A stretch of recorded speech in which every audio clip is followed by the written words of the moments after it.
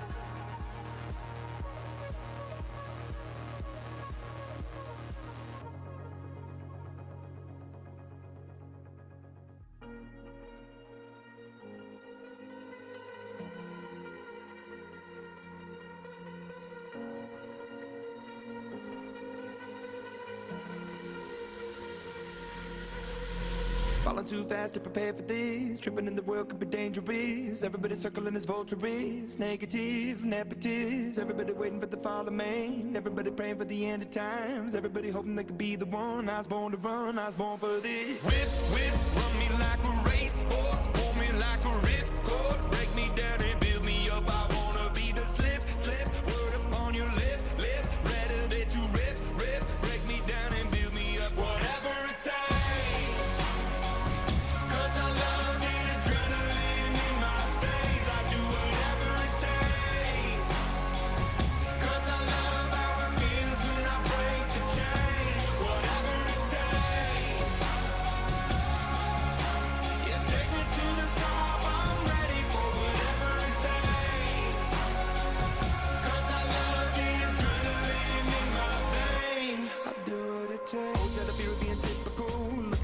Feeling miserable, always hanging on to the visual.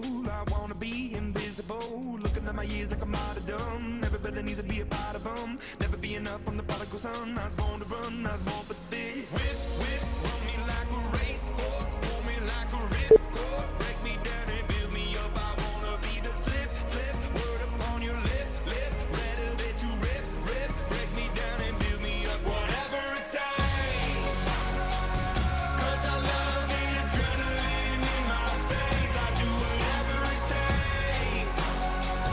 'Cause I love how it feels when I break the chain. Whatever it takes. Yeah, take me to the top. I'm ready for whatever it takes. 'Cause I love the adrenaline in my veins. I do what it takes. Hypocritical, egotistical. Don't wanna be the parenthetical, hypothetical. Working out of something that I'm proud of. Out of the box, an epoxy to the world and the vision we've lost. I'm an apostrophe.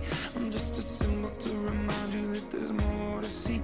I'm just a product of the system of catastrophe, and yet a masterpiece, and yet I'm half diseased. And when I am deceased, at least I go down to the grave and die happily, and leave the body of my soul to be a part.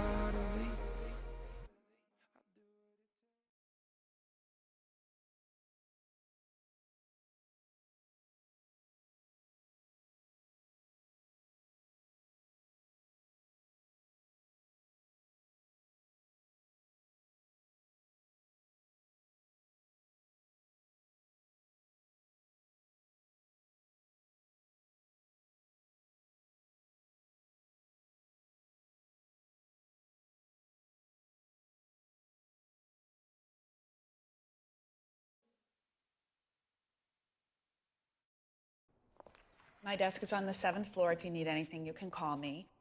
Make sure to keep your ID with you because you're going to need to badge in every time you re-enter. Cafeteria is on the 4th floor, and we generally take lunch about 12:30. Whoa. This is where I'm sitting? For now, yeah. With the big move coming up, it's kind of crazy around here. I promise it's only temporary. All right, thank you.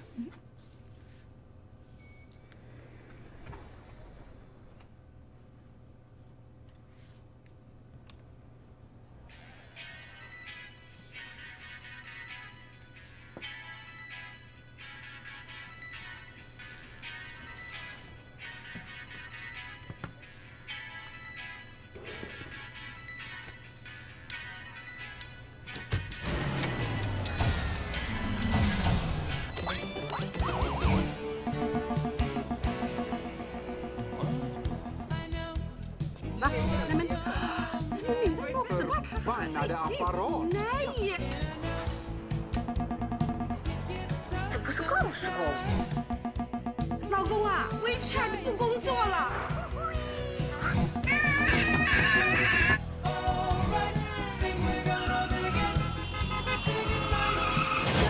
Come on! Legacy, we need Airbnb! This is not an Airbnb! Where are we, man? I don't know, man! I don't even know what city we're in! Look out!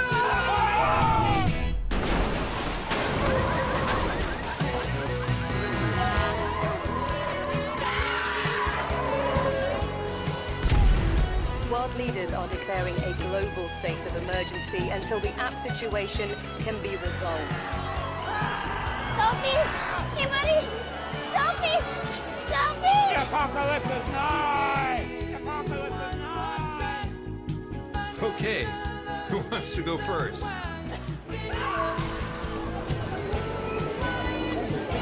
iTunes! Get you iTunes! Do you think we should have gone with the puppy paste? I just ate this whole pizza by myself!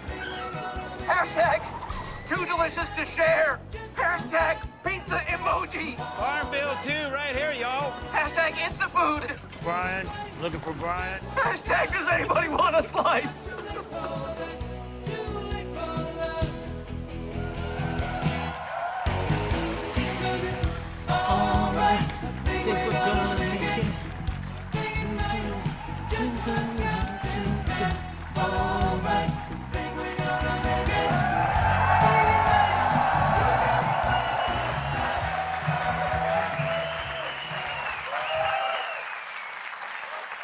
Good morning. I'm so glad that really can't happen. Welcome to WWDC. It's great to be back in San Jose, the heart of Silicon Valley and right down the street from Apple in our new campus. It's been 15 years since we held the developer conference in San Jose, and an awful lot has changed. But the one thing that hasn't changed is our commitment to the developer community and our ability to do amazing things together. This is going to be the best and biggest WWDC ever.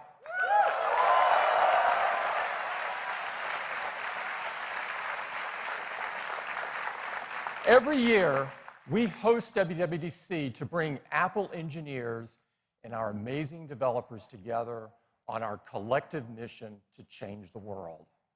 And I'm pleased to tell you, the Apple developer community has never been more vibrant. We now have 16 million registered developers in the program around the world, and we added 3 million last year alone.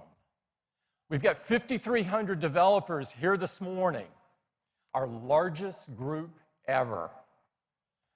We have attendees this morning from 75 countries across the world. It's truly a worldwide conference. And we have the most student developers with us this morning ever.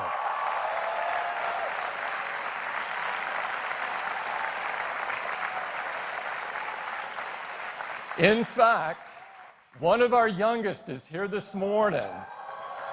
His name is Yuma Sorianto. He's from Australia, and he's just 10 years old. He started coding when he was 6, and he already has 5 apps on the App Store.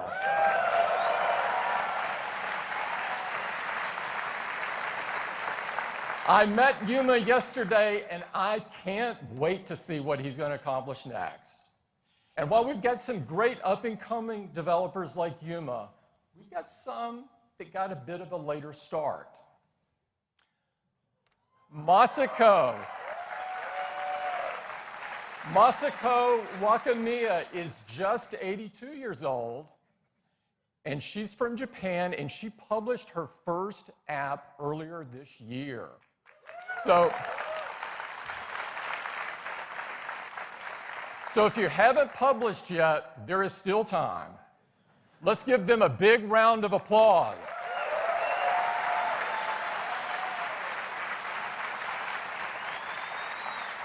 Now let's turn our attention to our 4 incredible platforms. Of course, as you know, each of them stem from the same core technology, but each is uniquely expressed and designed for the best experience for where they work. We keep pushing these platforms forward, giving you, the developers, powerful tools and opportunities to change the world. That's why this developer conference is so important. Now, we have a lot to talk about today, and I do mean a lot. So I'm dispensing with the updates other than to tell you Apple's doing great.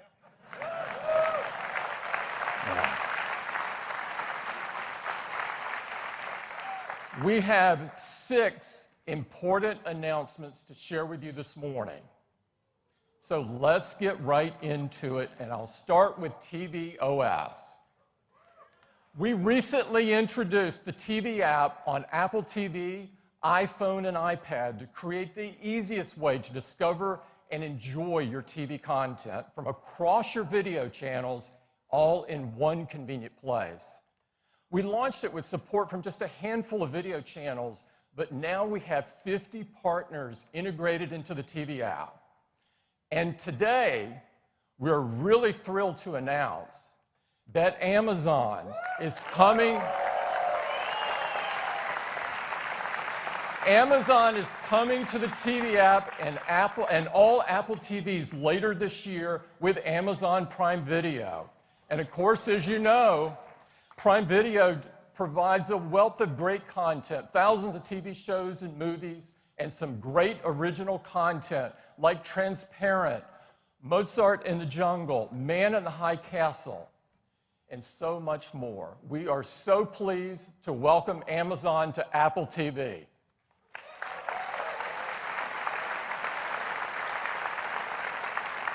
So that's tvOS. You'll be hearing a lot more about tvOS later this year. Number 2, let's talk about Apple Watch. Apple Watch has had incredible growth this past year. In fact, it's the #1 selling smartwatch by far. And what's most important to us is that it's #1 in customer satisfaction, again, by far. Apple Watch is designed to help you live a healthier life, and people are absolutely loving the fitness capabilities, the health capabilities, the quick access to information, and even the ability to swim with it. We've got some exciting updates to the watchOS, and to take you through them, I'd like to invite Kevin Lynch up. Kevin? Thank you, Tim. So watchOS is moving forward really quickly, and I'm very excited to introduce watchOS 4 today. This furthers the areas that people love and also introduces new ways to make the watch more personal to you. Let's start with watch faces. Now, Apple Watch is great for quickly glancing at information, and many people are using a watch face like this today. And now you need to choose what information shows up here. So for example, weather, calendar, and workouts, or maybe you'd like to look at the date and reminders and sunset. The information that you'd like to see actually varies based on time and your location and your routines. What if we could actually show you a selection of information that you might need automatically? Well, Siri is becoming more and more a proactive assistant, knowing what information you need when you need it. And we've created a new watch face which is powered by Siri intelligence. This is the new Siri watch face. Now it automatically displays the information that's most relevant to you, and you can also access Siri just by tapping on the new complication on the top left. And it automatically displays this information with the same type of intelligence we've applied on iOS. We're using machine learning to adapt automatically based on your routines and the apps that you use when you use them. So in the morning, I might see, for example, commute time and my first meeting. And if I rotate the crown, I can see more information from Siri. For example, reminders or even photo memories from this same time last year or maybe from this location. And throughout the day, whenever you raise your wrist, the face will dynamically update with information for you. So for example, at noon, I might see a reminder to make a call, and I might get a pass to a flight that I'm taking that afternoon. So relevant passes in Wallet can appear here right in the face, including from third-party apps. Now, at the end of the day, I might see what time the sun's going to set, and also I can get access to controls I tend to use in the Home app at night. So this is an intelligent, proactive assistant right on your wrist, and this is the new Siri face on Apple Watch.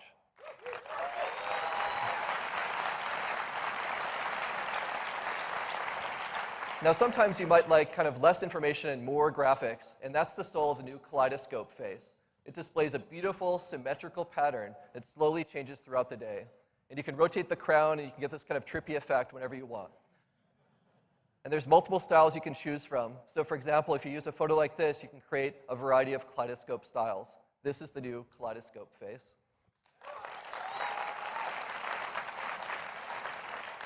Now, Mickey and Minnie have been a big hit on Apple Watch, and more characters have been working to find their way in.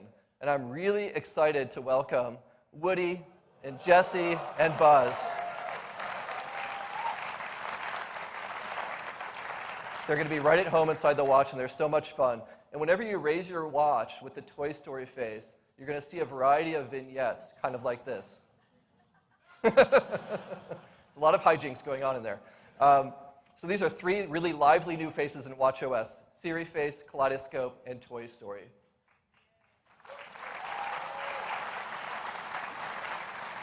Now let's talk about activity. Apple Watch has already been helping many people improve their health and fitness, and activity is one of the most frequently used apps on the watch. In watchOS 4, activity notifications are more personalized to you to help you close your rings more often. So you might start off each day with some inspiration by receiving an update like this. This lets you know if you're close to accomplishing an achievement or what you can do to match yesterday's goals. And these are all personalized to you. And as part of this smarter coaching, we're also introducing monthly challenges.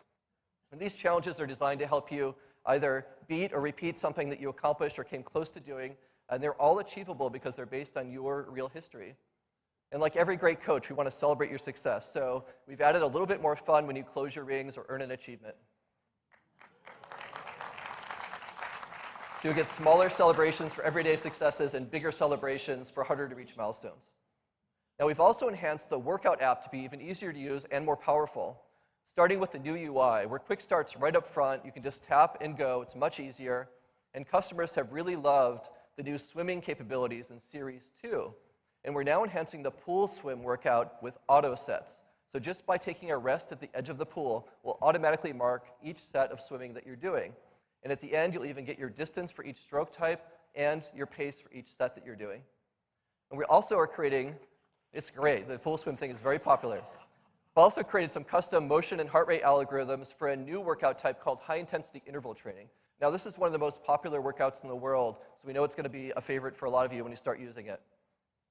Now, if you like to do more than one workout in a row, it's now super easy to just swipe over during a current workout and then add another one by pressing the plus button. So you just press plus, and I can continue with another workout. For example, I might do some outdoor cycling here.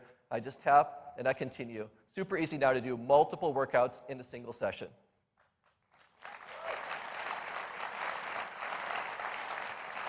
Now, many people are doing the workouts indoors at a gym. And when you use gym equipment, it has data the Apple Watch doesn't have, and the watch has data the gym equipment doesn't have. So you end up with numbers like calories and distance that don't quite match. So in watchOS 4, we've come up with a great solution to this. We're enabling, for the first time, two-way data exchange in real time with gym equipment. So you'll be able to simply tap your Apple Watch on an NFC reader on the gym equipment. Your watch will automatically launch the workout app, and you can connect. And then your heart rate is read by the watch and sent to the equipment, and data like incline and speed is sent from the equipment to your watch. And when you start and stop the workout in your gym machine, it does the same thing on your watch. So now all the information matches, it's much easier, and it's a lot more accurate. Now this is being supported by the largest gym manufacturers in the world, who provide about 80% of equipment in gyms today. And Apple Watch-enabled equipment will be rolling out starting this fall.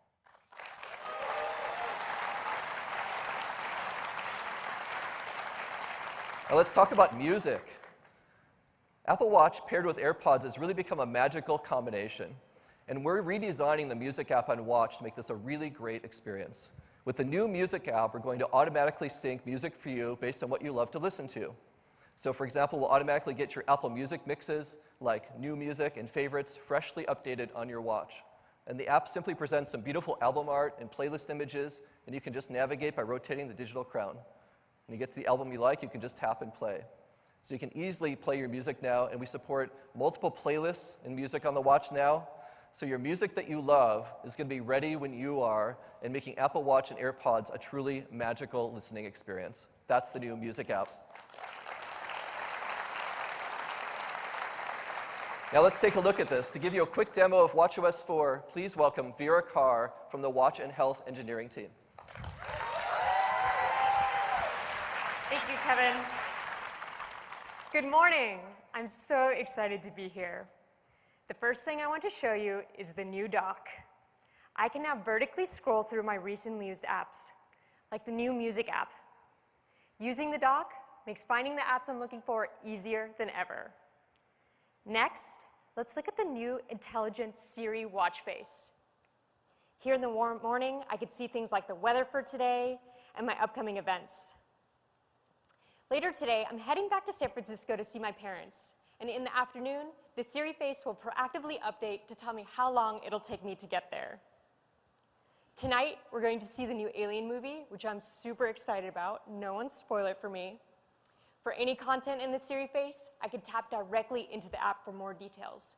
Here, for example, the Siri face has my tickets, so tonight I can just raise my wrist, and with one tap, they'll be ready. The Siri face also shows me timely content like photo memories and news. Here's a news headline picked for me by the brand new news app now available on Apple Watch. In the app, I can view stunning photos, glance at top news stories throughout the day, and save them for later to be read on my phone. We've also integrated our new activity coaching notifications directly into the Siri face. Now, when it's near the end of your day or you're close to closing your rings, our coaching algorithms will tell you how much you need to walk to hit your move goal. I did a lot of nervous pacing before this, so now I just need to take a 16-minute walk. Let's close those rings. We've added something new here in Workout that's really cool. Music instantly gets me motivated, and now in watchOS 4, I can pick a playlist that automatically starts with my workout. Let's do it.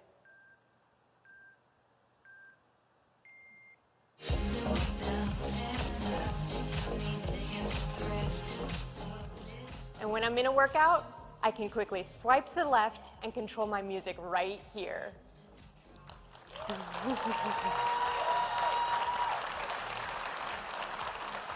These are only a few of the new features in watchOS 4. I can't wait for you to try it out. Back to Kevin to tell you more.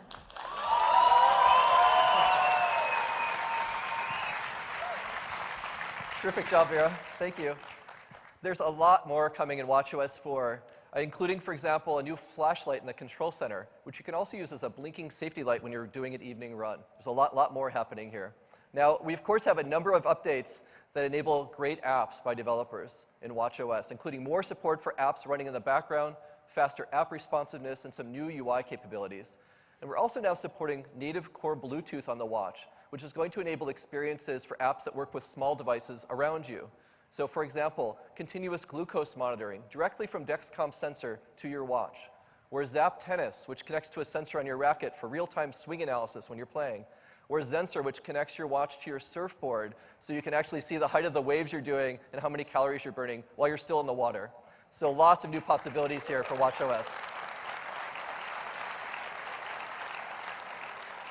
Developer preview is available today, so you can get going. And there's a free upgrade for everyone across all watches this fall. And that's just some of what's coming in watchOS 4. Please welcome Tim back to the stage. Thank you. Thanks, Kevin.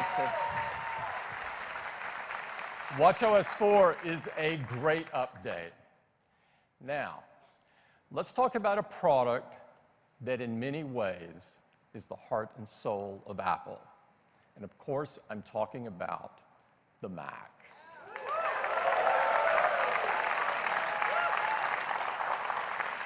There's never been a computer quite like the Mac. The Mac is so important in fueling the world's passion and creativity. It's a computer all of us love to use, and no one can match the Mac's deep integration of hardware and software.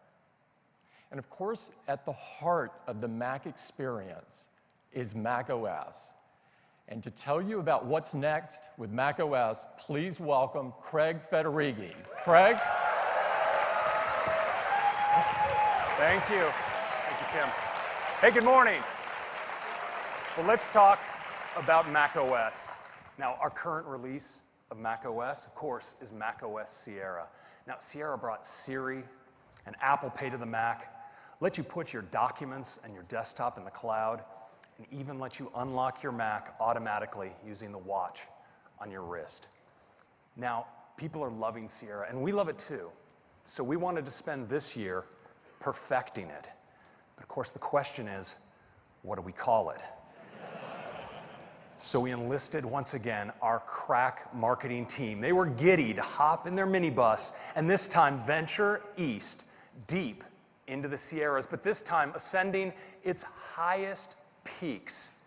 And when they finally came back, they had a name they said felt really, really good, and it's my privilege to announce for you today, macOS High Sierra.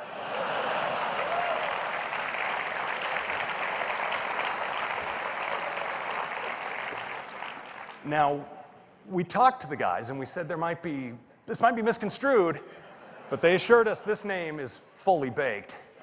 So, now, High Sierra is all about deep technologies that provide a powerful platform for future innovations on the Mac. But we couldn't help ourselves. We also added some refinements, and it starts with Safari. Now, Safari is known for its efficiency and its legendary battery life. But Safari is also incredibly fast. In fact, we benchmarked Safari on the same hardware running macOS and Windows with all the popular browsers, and Safari smokes them in benchmark after benchmark. Jetstream, speedometer, motion mark. Safari tops them all. Because that's right, Safari is the world's fastest desktop browser with High Sierra. And Safari's domination continues with the new modern version of JavaScript, ECMAScript 5, where you can see Safari delivers 80% faster performance than Chrome. Now, in addition to being tremendously fast, Safari also helps give you a serene browsing experience. Now, you know, sometimes you go to read an article, and instead of finding something to read, you get this. Just some loud audio and video that auto-plays and disrupts your whole reading vibe. Well, now, don't worry about it because we have autoplay blocking in Safari. Safari detects the sites that shouldn't be playing video and puts you in control. You can always push play. Now, Safari is also key in respecting your privacy. Now, have you ever had this experience where you go to buy something on the web, you even complete the purchase, and then it seems like everywhere you go on the web, it just follows you around? It kind of feels like you're being tracked. And that's because you are. No longer, because Safari has intelligent tracking prevention.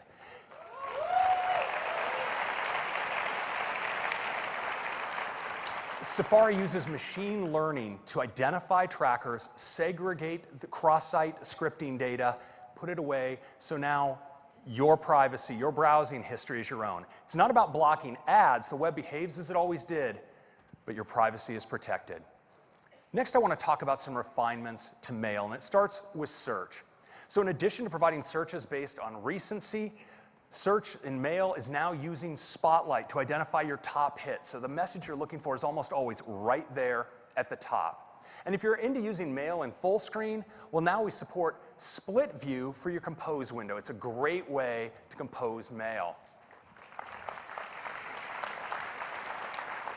And mail is more efficient than ever. It actually uses 35% less disk space for storing your mail.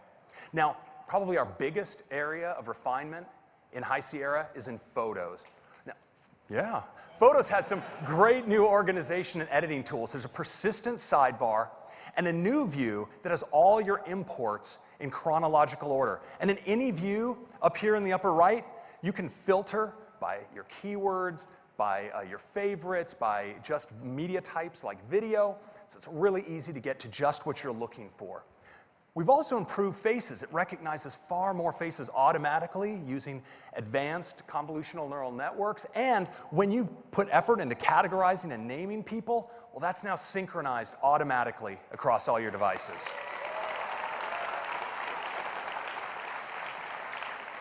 Now, we also have some great enhancements to editing inside of Photos. You can see here on the right-hand side, all of your editing tools are arrayed, and there are a bunch of great new ones, including curves, which allows you to fine-tune the color and contrast in your image, and selective color, which lets you modify color in a selective range. And I think you're going to like this one, because if you like to do edits in a pro tool like Pixelmator or Photoshop, well, now when you punch out to that other editing tool, all of your edits automatically synchronize right back to your photo library. Now, Apple pioneered printed books based on projects you construct right inside of the photo application. And now we're opening this up to third parties. They're going to offer some amazing new printing services, full framed wall-mounted photos, and even publishing websites, all based on projects right inside of Photos. So those are some quick refinements, but I want to return to the main story now, and that's technology, because we've gone deep on the fundamentals: data, video, and graphics. And when it comes to data, the fundamentals are in the file system. Now, the Mac file system has its roots, actually, HFS, from 30 years ago. Well, a lot has changed since then. We have a lot of flash drives, our storage is 1 billion times larger, and it's time for a more modern file system. So I'm pleased to announce that we're bringing the Apple file system to Mac OS as our new default.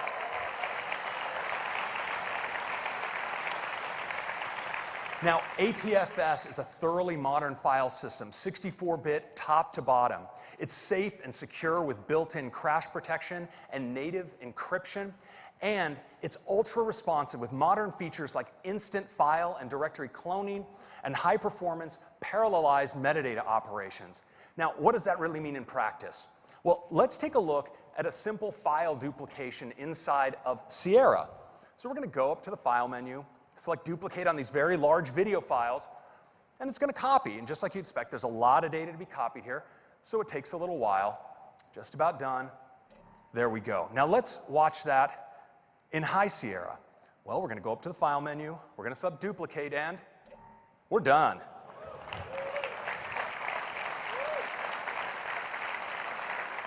Next up, video.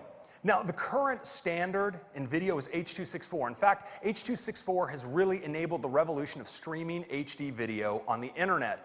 But of course, the game has moved from HD to 4K and 4K high dynamic range video.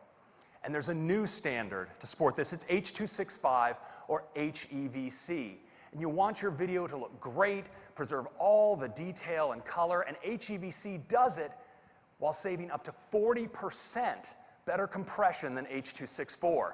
Now, we're building in software encoder support into High Sierra for all Macs and hardware acceleration of HEVC for the newest Macs. And we're also building it into Pro Tools like Final Cut, Motion, and Compressor. Now I want to return to our main story, which is graphics. And graphics are all about the GPU. The GPU has been the performance superstar of the last decade, delivering incredible gains in computational performance. Now, our API for high-performance graphics is Metal, and developers have taken amazing advantage to Metal. This is Dawn of War 3 from Feral Interactive, incredible graphics. This is DaVinci Resolve from Blackmagic, which can accelerate many editing operations. And of course, we even use Metal inside of Photos for doing machine learning and identifying your photos. But we've learned a lot working with developers on their adoption of Metal, and we have a new version to announce today, and you'll never guess what we called it. It's Metal 2. Now, Metal 2 is tremendously fast. In fact, it has great optimizations and new APIs that, when adopted, deliver another 10 times improvement in draw call throughput. Now, some of you remember when Metal first came out, it itself had a 10 times improvement over OpenGL. You can multiply those numbers together. That's 100 times improvement. Now, we've also provided better debugging and performance analysis tools for you to optimize your app for Metal. And we're so excited about the advances in Metal 2 that we've taken the Mac Windows server and put it on top of Metal, accelerating things like mission control. And some of our most challenging system animations are now buttery smooth all the time. Now, Metal is not just about graphics. We're also using it for machine learning. It can now accelerate, yes, we have Metal performance shaders that accelerate all kinds of deep learning algorithms. Now, another piece of Metal news today is Metal for external graphics. So, you know our MacBooks have this tremendous balance of portability and power. But sometimes, for some workflows, you need even more power. You want to take advantage of the incredible Thunderbolt I/O on your MacBook Pros to access external graphics. So we're going to be making this possible in Metal 2. Now, we're starting with the developer kit that'll be available today. You can actually order a Thunderbolt 3 enclosure with a high-performance AMD GPU and tune your apps for high-performance external graphics. And then we'll be rolling out support to all of our customers in the months to come. Now, with this graphics power, we're really doubling down on our focus on pro content creation. And that's increasingly about VR content creation. And so we're bringing Metal for VR to High Sierra. Now, Metal is delivering a VR-optimized display pipeline that provides extremely high performance. And we're optimizing our pro apps like Final Cut for doing things like editing spherical video right inside the VR environment. We're also working with Valve. They're bringing the Steam VR SDK to the Mac. And we've worked with Unity and Unreal to bring their engines for VR to the Mac.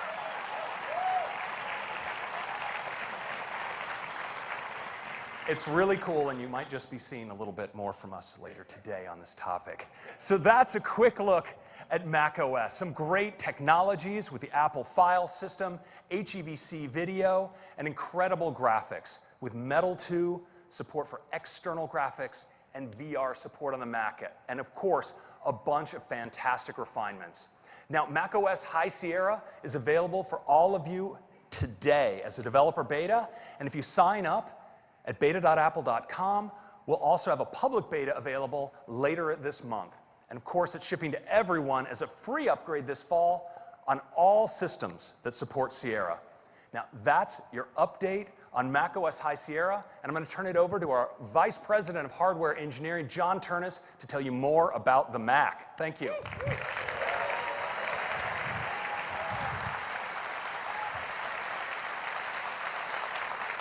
Thank you, Craig. So we have some great updates to talk about today that span much of the Mac product line. And let's begin with the iMac. Now, the iMac has been the gold standard of desktops for many years, but we're going to raise the bar once again. And as always on the iMac, it starts with the display. Because the 4K and 5K Retina iMac displays, with their high resolution, excellent brightness, and P3 color gamut, are the best displays on any desktop. But we're going to make them even better. So these new displays are now going to be 500 nits. That's 43% brighter than the previous generation. And for the first time, we're going to support 10-bit dithering, which means these displays can reproduce up to 1 billion colors. So your content is going to look more true to life than ever before. Now, in addition, we've got some great internal updates for these iMacs. So we'll start with the CPU, because the whole line is moving to Intel's 7th generation core processor, also known as Kaby Lake. Now, Kaby Lake gets us better base and turbo frequencies for more performance, as well as hardware-based 10-bit HEVC decode, which is great for playing back high-quality video. In addition, these iMacs are getting a boost when it comes to memory capacity. So the 21.5-inch systems can now be configured with up to 32 gigs of memory, and the 27-inch can go all the way up to 64 gigabytes of memory. Both of those are twice what the previous generation could do. Now, fast storage has always been a key part of the iMac, and so we're going to now make our Fusion drive standard on all 27-inch configs. And it's also going to be standard on the high-end 21.5-inch config as well. In addition, our SSD options are going to be up to 50% faster and now available up to 2 terabytes. And the iMacs are getting an I/O upgrade as well, because we're giving them 2 USB-C connectors which support Thunderbolt 3. And we think our customers, especially our pro users, are really going to love this, because you can do some cool things, like hook up a high-performance RAID array and an external 5K display at the same time. So now let's talk about graphics. And as you heard earlier, we're investing heavily in graphics software technologies like Metal 2. Well, we're also investing in graphics hardware. And every configuration in this new iMac line is going to get a big bump in its graphics performance. So we'll start with the entry-level iMac. Now, this system gets a boost in its integrated GPU by way of Intel's Iris Plus graphics, which now has 64 megabytes of EDRAM. And the performance that we're getting out of this is pretty amazing, because this system is up to 80% faster in graphics than the previous generation. Now, next up is the 21.5-inch iMac with Retina 4K display. And the big news here is that we're going to be moving to discrete graphics and making it standard on all 4K iMacs. And that's going to come, there you go, and that's going to come in this Radeon Pro series GPUs with up to 4 gigabytes of VRAM.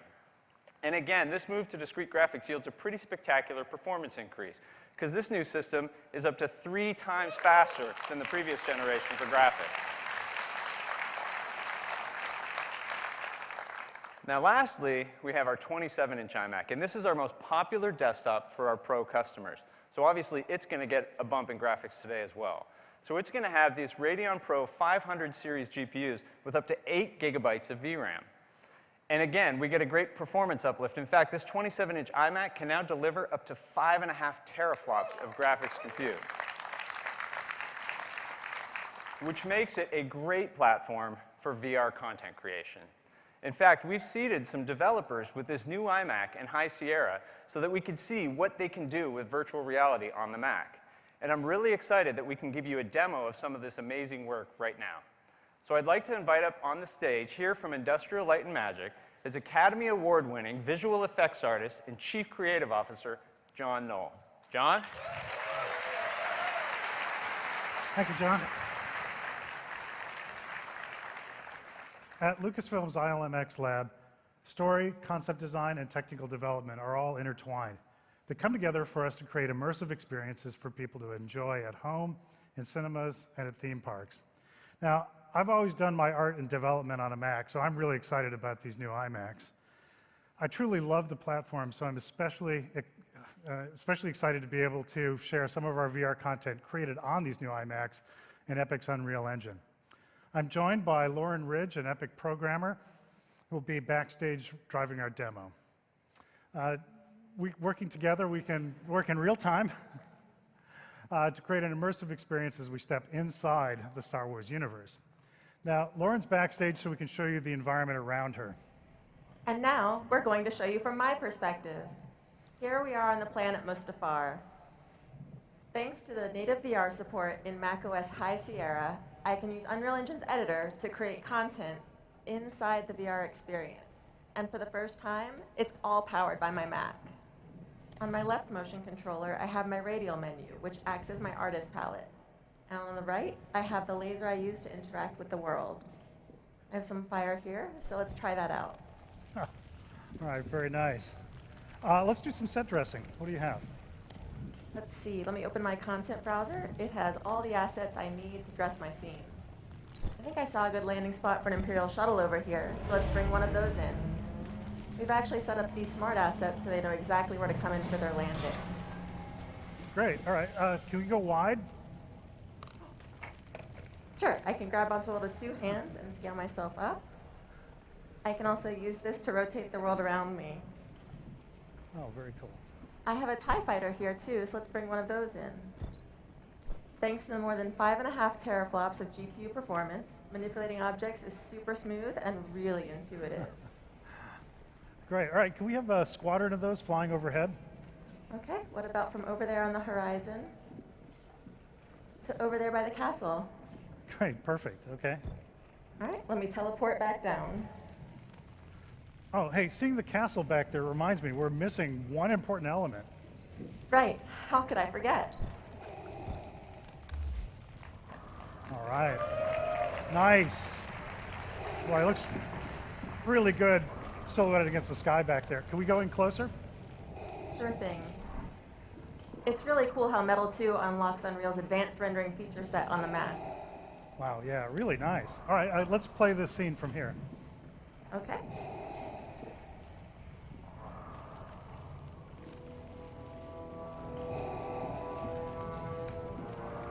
Oh, he's upset. That's the third one this week.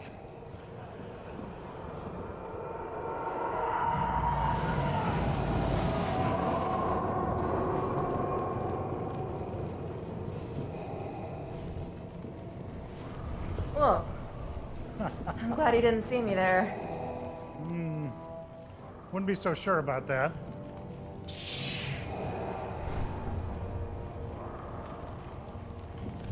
All right, actually, let's stop it right there. That was a close one.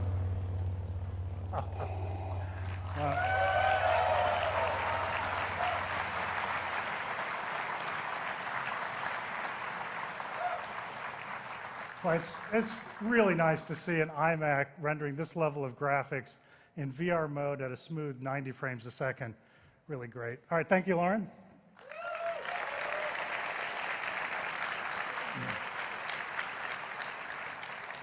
Metal 2 and Unreal's, our Epic's Unreal Engine will enable the next generation of storytellers. We use this technology in our filmmaking every day for virtual set scouting, for art direction, and shot design. And that means that this immersive content can be made by the same people that bring you the films. That's incredibly powerful. At Lucasfilm and ILMX Lab, we're looking forward to using our Macs to create new experiences as we invite people everywhere to step inside our stories. Thank you. All right, thank you. Thank you, John and Lauren. That was awesome. So that is our update to the iMac line. And to recap, they have the best Mac displays we've ever made. Faster processors, higher memory capacity, super fast storage, Thunderbolt 3, and as you saw, incredible graphics performance. So here's the line, but there's one more change, because we're going to bring even more value to the iMac product line. For the first time ever, we're going to have a 4K iMac that starts at just $12.99.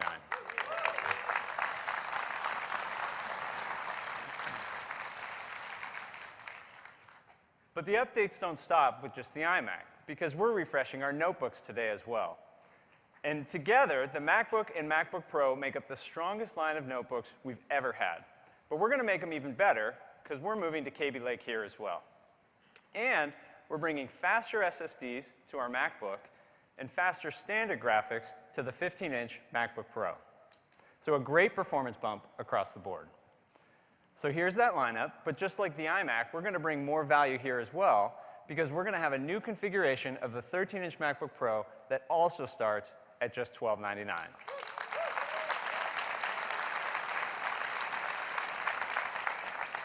So there you have it. We've updated 7 of our most popular Macs, and the MacBook Air is going to get a bump in megahertz as well.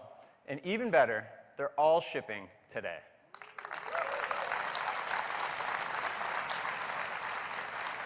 Now, we care deeply about the environment, and so as with all our products, we've been working really hard to ensure that these new Macs are free of harmful chemicals, very energy efficient, and highly recyclable. So that's everything we're updating today. But it's not actually everything we want to show you today. Now, the iMac line has incredible breadth. It spans from an entry-level system that's perfect for use at home or in a school, all the way up through that powerhouse 27-inch model, which allows professional customers to create amazing things every day.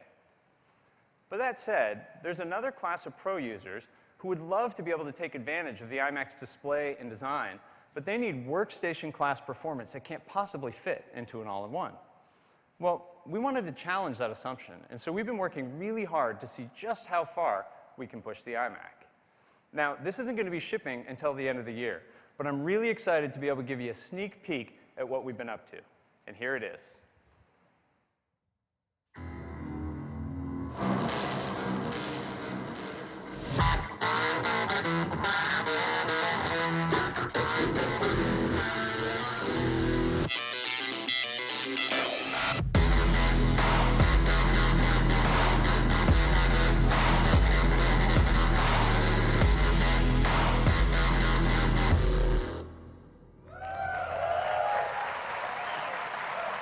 Cool. So that is the new iMac Pro. Now, the first thing you'll notice is it features the same great design as our 27-inch iMac, but it's in this seriously badass space gray finish. And with that stunning new color and gorgeous 5K display, this is without a doubt the most beautiful iMac we've ever made. But it's also going to be, by far, the most powerful iMac we've ever made. In fact, this will be the most powerful Mac we've ever made. Because we actually are going to put workstation class performance into our incredible 5K iMac design. Now, to do that, the team had to completely rethink the thermal architecture. And they came up with this really efficient dual centrifugal fan solution, which generates significantly more airflow than a traditional iMac. In fact, the iMac Pro has a greater than 80% increase in cooling capacity. So that means we can deliver unbelievable performance while still maintaining the quiet operation you'd expect from an iMac. So let's talk about what's inside, and I want to start with the CPU because we wanted to go really big here. So the iMac Pro is going to ship with an 8-core Xeon processor. But it's also going to ship with a 10-core Xeon processor. And then we thought, you know, we've gone this far, let's get really nutty. So we're going to offer it with up to 18 cores. That is a ton of compute power. But we didn't want to stop there because we wanted to go really big on graphics as well. So the iMac Pro is going to use AMD's Radeon Vega graphics. This is their brand new workstation class graphics architecture. It features a completely new GPU core and high bandwidth on-package memory. It's going to be available with up to 16 gigabytes of VRAM and over 400 gigabytes per second of memory bandwidth. And we aren't going to use an entry-level configuration here, because our implementation is going to offer up to 11 teraflops of single precision compute power. That's 3 times more than the best GPU in a Mac Pro. But it actually gets even better, because this Radeon Vega GPU can also do half-precision compute. So that means the iMac Pro can deliver up to 22 teraflops of half-precision computation. This is a really big deal for things like machine learning development. So the iMac Pro, as you can see, is going to be a monster when it comes to graphics, but we didn't want to stop there either. So we're going to let you configure it with up to 128 gigabytes of ECC memory. That's twice what you can do in a standard 27-inch iMac. And up to 4 terabytes of 3 gigabyte per second SSD. Now, the iMac Pro is also going to have a full complement of high-performance I/O, including 4 Thunderbolt 3 ports, and for the first time ever in any Mac, built-in 10 gigabit Ethernet.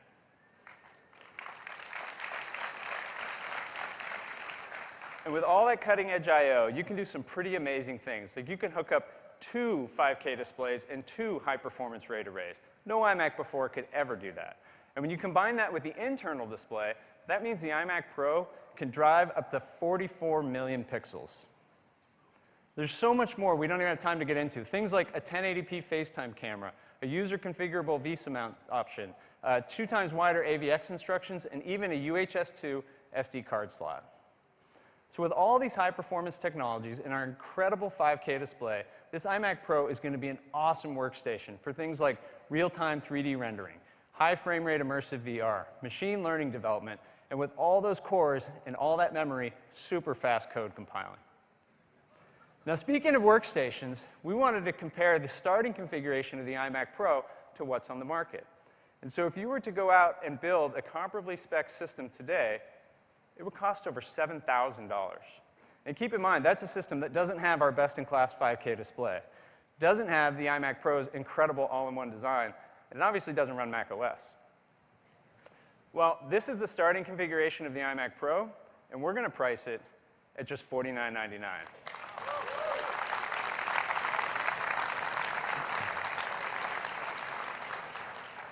And it's going to be available in December.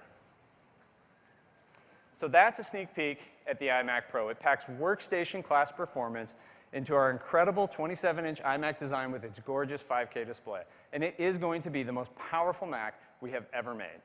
So that is all of our Mac news today. Now back to Tim. Thanks, John. All right. So many great things happening with the Mac. And John, I agree, that iMac Pro is really badass. All right. Next up, let's talk about iOS. The world's best and most advanced mobile operating system. Our customers love the latest version, iOS 10, which has an industry-leading 96% customer satisfaction. And it's absolutely incredible that 86% of our customers are running iOS 10 and taking advantages of its capabilities. This blows away the other platforms that suffer from horrible fragmentation. With iOS, developers can always target the latest capabilities and features of our latest operating system and be confident that there's customers there for them. Now today, we're going to take the world's best and most advanced mobile operating system and turn it up to 11.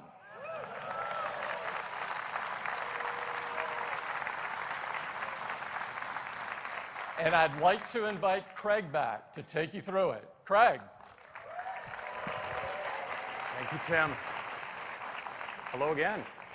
Let's talk about iOS 11. It's a big one. Now, we have a big focus on technologies in iOS 11, but also some really big features. We have a lot to talk about. We're going to start with messages.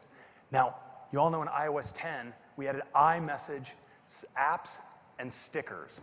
People have had a lot of fun with these. And now in iOS 11, we're making them more discoverable than ever with this redesigned app drawer. You can see you have your apps accessible right there at the bottom of the screen with just a tap. You can bring them up, scroll through them, and tap into any app. It's really easy. It's going to make it a lot of fun for you to use your apps and stickers. Now, the big story with messages, though, is messages in iCloud. Because now, with your iMessages in iCloud, when you sign in to another new device, well, all of your conversations are automatically synchronized.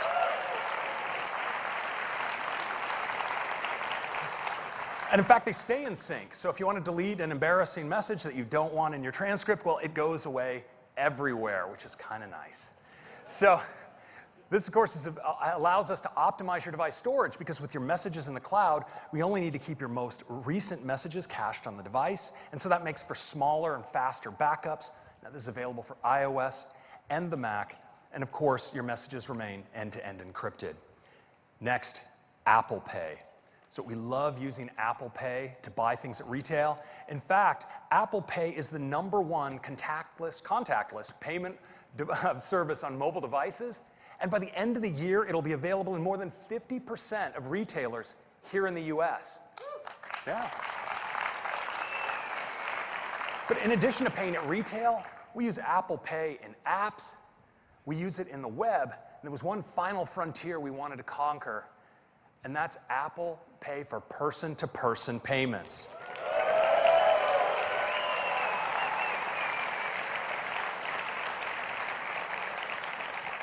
Now, it's super simple because it's integrated right in to Messages as an iMessage app.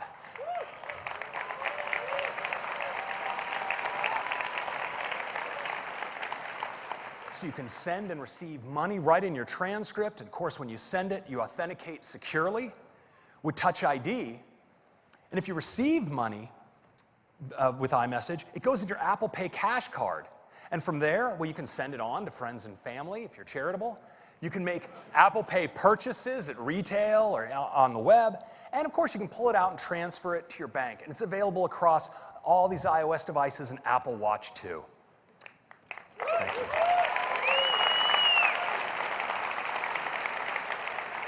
So next, let's turn to Siri. Now, Siri is used monthly for more than 375 million devices. It's absolutely huge. And it's available in more languages and more countries than any other assistant, 21 languages in 36 countries.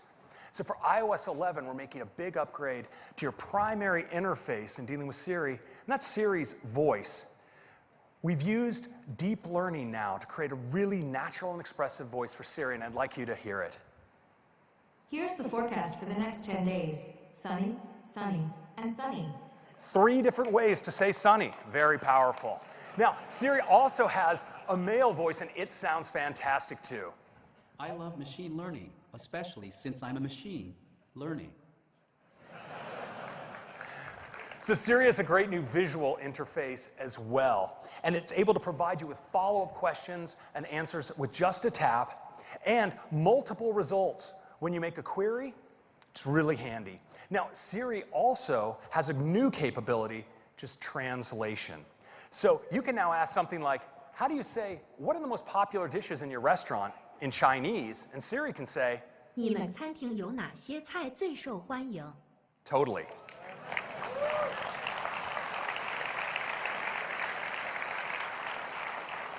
Now, translation initially will support translation from English to Chinese, French, German, Italian, and Spanish, and we'll have more language combinations coming in the months to come. Now, when it comes to using Siri to access your other applications, we have SiriKit, and SiriKit can now do more than ever in iOS 11. So now you can do task management by using Siri to make tasks in OmniFocus or Things, take notes in Evernote, do banking in City Mobile, or even bring up a QR code in WeChat. Now, Siri isn't just a voice assistant, because with Siri Intelligence, Siri not only understands your voice, it understands the context, it understands your interests, it understands how you use your device, and this allows it to ultimately understand what you want next. Now, we've all experienced this where Siri can help us predict what apps we might want to use next, give us a time to leave notification based on our calendar and where we are, help us respond to a text message. In iOS 11, Siri uses on-device learning to understand more about topics of interest to us.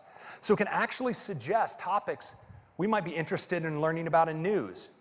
It can help us respond with our location for getting to an appointment to someone in messages, and even help us make a calendar appointment based on something we've just booked inside of Safari on the web.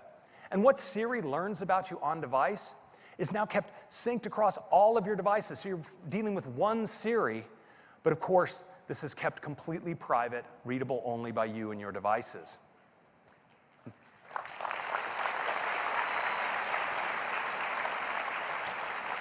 Next, let's talk about the camera. People love the fantastic cameras in the iPhone 7 and 7 Plus.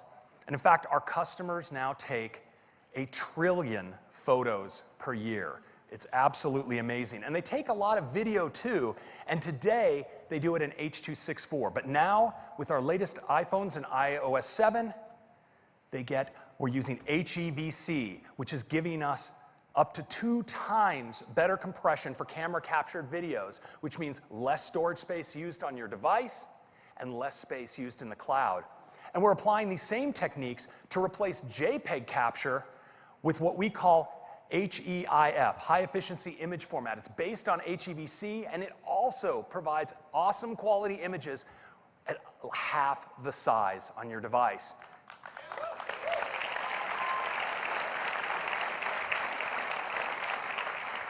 And of course, you can still share completely compatibly with others. Now, with the iPhone 7 Plus, we love taking these beautiful portrait photos, and now with iOS 11, we can take low light photographs using optical image stabilization, true tone flash, HDR, delivers incredible image quality.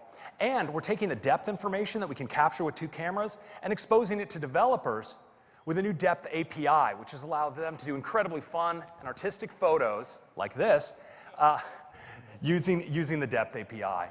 Now, when you're done taking your photos, you go to enjoy them in the Photos app.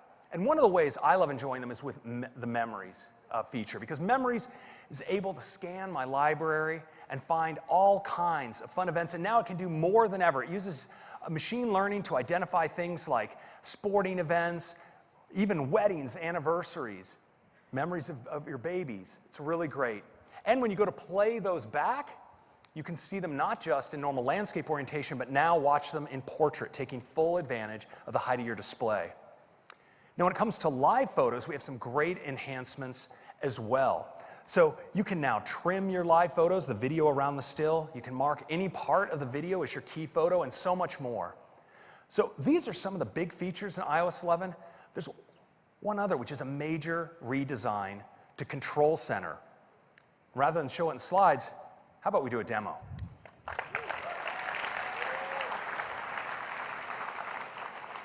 All right, let's take our first live look. No, I don't want to do that. Let's take our first live look at iOS 11. I'm going to just bring up Control Center as always, and what you'll notice is Control Center is now a single page, packs all the features into a single page.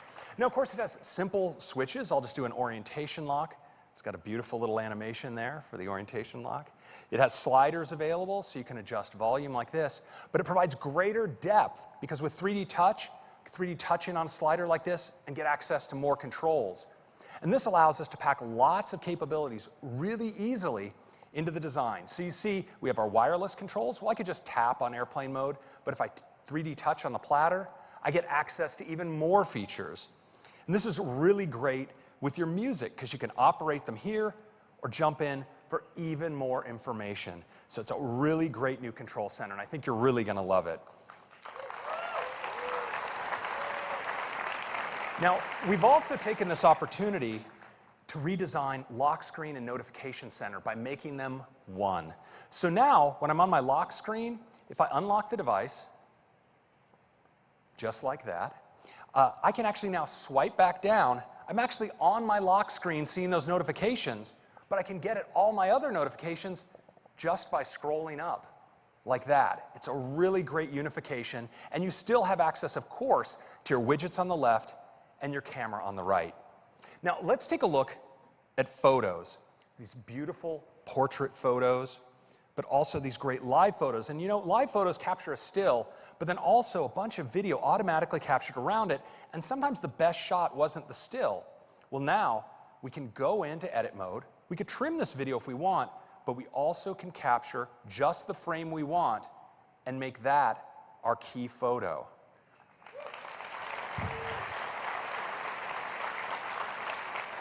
Now, we can do other really fun things with live photos. Now, here's one great shot, this girl blowing a bubble, but wouldn't it be great if she could just keep blowing that bubble? Well, now she can. We actually use computer vision to compute a seamless loop around this live photo. It's really fun. And we have another great effect. So here's a fun jump in the pool, but wouldn't it be better if it bounced? There it is.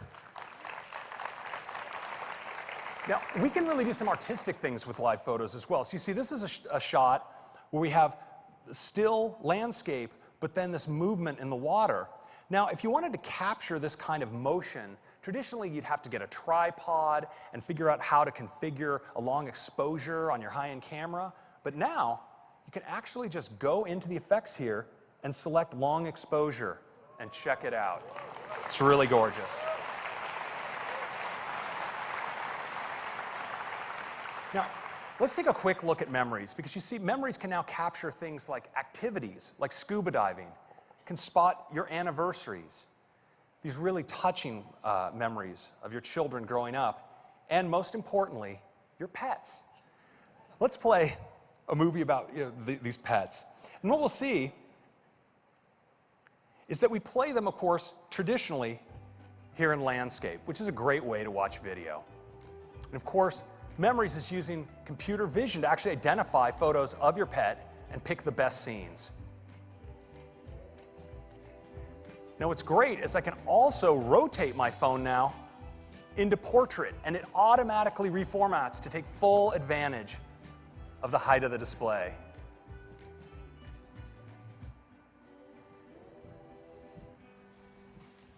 And that's a quick look at Memories. Now, with Memories, we're using machine learning to help learn more about you and what you're interested in by looking at your photo library. But now in iOS 11, Siri does so much more in learning how you're using your device. So for instance, if I'm in Safari here and I'm reading about Iceland, maybe I'm considering taking a trip there, there's Reykjavik as a nice location. Well now Siri actually on my device spots my interest. So when I go, let's say, into news, Siri automatically surfaces for me a recommendation that I might be interested in news about Iceland. I can just tap in and heart this one like this. And if I tap into a particular article, we can see it mentions certain locations in Iceland. I think this one is called Snæfellsnes. I hope it's okay with anyone who speaks Icelandic. But what's great is now Siri is learning this vocabulary. It knows it might be something I'm going to use in my communication in the future. So when I go into messages and start typing a message, and let's say I start typing Reykjavik, well, check it out. It learns that Reykjavik is probably a word I might type. And what about, there it is, Snæfellsnes. Pretty awesome. Now, let's take a look at stickers, because you notice now, right on the bottom of the display, we have access to all my sticker packs. I can tap in on the bottom here to my Star Wars sticker pack. I can tap and slide, say select music, and we now have Apple Pay right here as a messages app. But what's so cool is if I receive a message saying that I owe someone money, well, you notice the QuickType keyboard automatically surfaces Apple Pay as an option and picks the amount out as what I might want to pay. I can just tap the pay button, send, and authenticate with my fingerprint, and just like that, I've paid with Apple Pay. And that is a quick demo of iOS 11. But wait, there is more. It starts with Maps. Now in iOS 10, Maps brought beautiful new clarity to navigation. And we're now giving you enhanced information for when you get there to the mall. So we have detailed floor plans now of malls with place cards, directory and search, and we let you browse by floor. Now we're going to be supporting malls in all of these cities out the gate and hundreds more per month thereafter. And we're also bringing the support to major airports. You can see where security is so you can plan.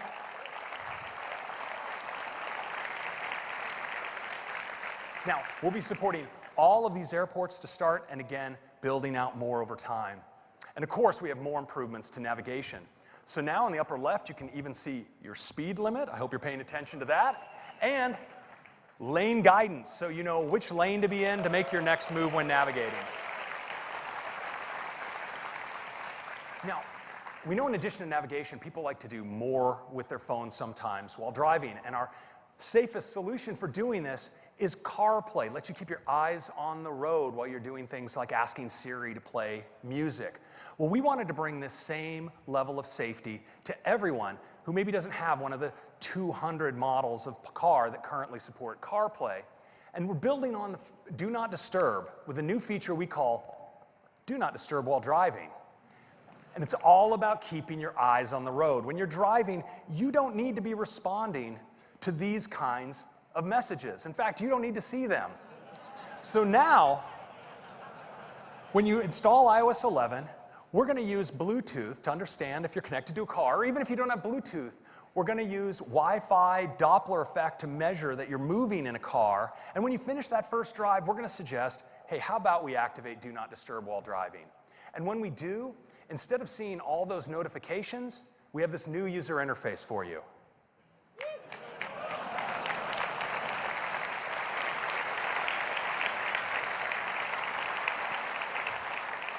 Now, if you're tempted and you try to turn on your phone, you're actually going to receive this little reminder that you're not receiving notifications while you're driving. But of course, you might be sitting in the back seat, in which case you can tell us, I'm not driving, and you can get through. But what if you are driving and someone sends you a message? Well, they can now get an automatic response saying, I'll see your message when I get where I'm going. And you can also enable select people to break through if it's especially urgent. You can have the peace of mind that you can get contacted, they can reply urgent, and that message will go through. We think this is going to be a real important step in safety in the car.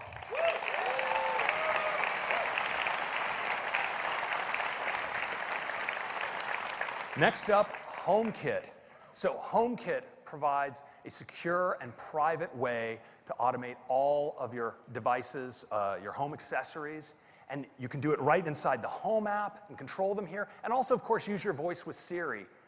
Now, almost all the major accessory makers are providing great HomeKit accessories across all of these categories, from security cameras and door locks to lights and fans. But there's one category really close to our heart that we wanted to add to HomeKit, and that's speakers. So, you'll now be able to configure your speakers inside of HomeKit and access them via our new AirPlay 2 protocol. It builds multi-room audio in throughout iOS.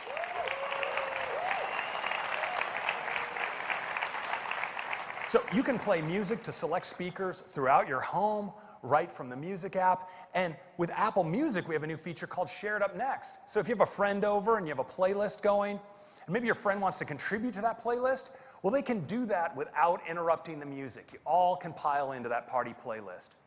Now, all these speaker makers have announced upcoming support for AirPlay 2, but of course, many of us already own a great AirPlay 2 compatible speaker, and those are the ones connected to our Apple TV, because now your Apple TV can be played to from your iPhone or iOS device and Mac anywhere in the home. And of course, if you turn on your Apple TV, it can control playback home-wide, including using Siri. And we're providing a great developer API, so third-party audio apps in iOS can all get in on the multi-room audio fun. Next is Apple Music. Now, last fall, we introduced an all-new design for Apple Music, which brought greater clarity and simplicity to the Apple Music experience. And we now have 27 million customers who are really enjoying the curation as well as the personalization of Apple Music. But of course, a lot of the way we discover music is to ask one of our friends, what have you been listening to lately? So now in Apple Music, you'll be able to find out right inside the application. For all the music served up, and for you, you'll see indicators if this is music your friends are listening to, and they can configure their profile, either to be public or private, and control what playlists they share or whether all the music they share they want to make available to their other friends. Now for developers, we're also providing a new API, Music Kit, for Apple Music. This allows apps full access to the Apple Music service, both on device and from your cloud service. And you can do a tremendous amount with this. Now Nike has done great exercise playlists using the full Apple Music catalog. With Anchor, anyone can be a DJ using all 40 million songs, and Shazam can automatically add songs to your collection that it identifies. But you know, one of the biggest stories today for iOS 11 is about the App Store. Now, to give you the big news with the App Store, I'd like to hand it off to Phil Schiller. Thank you. Thank you, Craig. Well, good morning, everyone. Let's hear it from the way back of the room. Come on, good morning, everyone. Yes. I am so excited to be able to talk to you this morning about the App Store. The App Store is turning 9 years old, and it is going so well.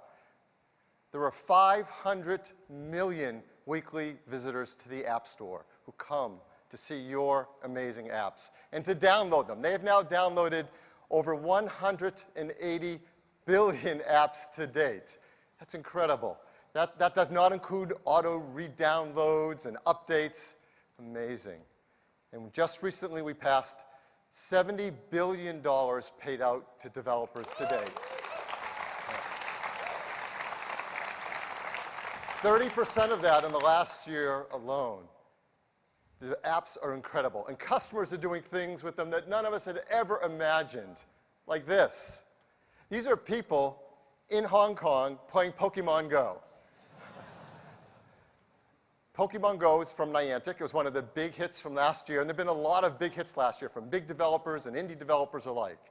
And together, the developers and Apple, we've made this the best app platform in the world. So thank you. Yes. Thank you for the incredible apps you make that we and our customers all love. It's not by chance that the App Store has become such a great place. From the beginning, we've had two very important goals: to make the App Store a trusted and safe place for users, and to make it a great opportunity for all developers. We continue to work really hard at that. Over the last year, the team's done a lot of great things to make the App Store an even better store for all of us. There's many things we can talk about, but I think one stands head and shoulders above the rest: faster app review times. Yeah. I'm sure you're well aware that the majority of apps are all now reviewed in under 24 hours, many in just 1 to 2 hours. The team is going to keep working hard at that. And we have a lot more coming for the remainder of the year. I've highlighted a bunch of things here. I'll just point out one of them. You can read some of your favorite things up there. A big request from developers is called phased releases. That when you, woo for phased releases, come on. Phased releases means when you submit an app, you can choose if you want it to be phased over time so it doesn't hit your infrastructure all at once, and you can see how customers are responding to that update. So it's really a great feature for you to take advantage of. And there are a lot of things coming this year, but there is one that is incredibly gigantic. And that is, we're going to do something that we've never done before in the 9 years of the App Store. We're going to completely redesign it. A brand new App Store. It is absolutely beautiful. The App Store starts with a brand new tab called Today. Now, do you remember back the first time you started downloading apps, when you used the App Store, and it was so much fun to go in every single day and discover the new apps that were appearing? I mean, that's an amazing feeling.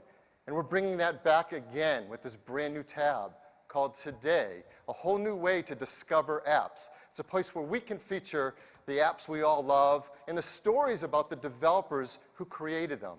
It's going to be such a great place for customers to discover your apps every single day. There's another new tab, Games. Games, the biggest area of the App Store, has its own dedicated space now. So for all of us who love gaming and finding the best featured games of the day and seeing charts about gaming, this is now a place to go to experience all that's happening with games. And not only can we feature games, but for the first time in the App Store, we can feature in-app purchases as well. A big part of your business is now there in the App Store, so the next time you have a brand new level, you have a brand new character, customers can see them right in the App Store and click on them and start the process to get them right away. And since games have their own tab, now apps have their own tab. This is everything that we love about apps besides games, with dedicated features and charts all there for customers to enjoy. And every app and every game, of course, has its own product page in the store. These are more beautiful than ever, more engaging with incredible videos. You're going to love all the features on your product pages. And there's sessions here at WWDC to learn how to take advantage of all those great new app page features. But these are just some of the new things in the all-new App Store. The new Today tab, new Games tab, new Apps tab, and would love to show it to you live for the very first time. So please welcome Ann Tai, Product Marketing Manager for the App Store, to the stage. Ann? Thanks, Phil. I'm so excited to show you the new App Store. So let's get to it. I'm going to open the store, and I land right here on the Today tab, the new front of the App Store that updates every day. The first thing I see is our top story. The world premiere of Monument Valley 2 is finally here. Let's check it out by tapping on the card. This opens a story view where we can learn more about the game and what makes it so great. Looks like this is going to be even more beautiful than the first. I can watch videos that show me what the gameplay is like. And here's a cool quote from Dan Gray at Us2 Games about what inspired them. I can share the story with a friend, and what's incredible is that we can actually all download this today, only on the App Store.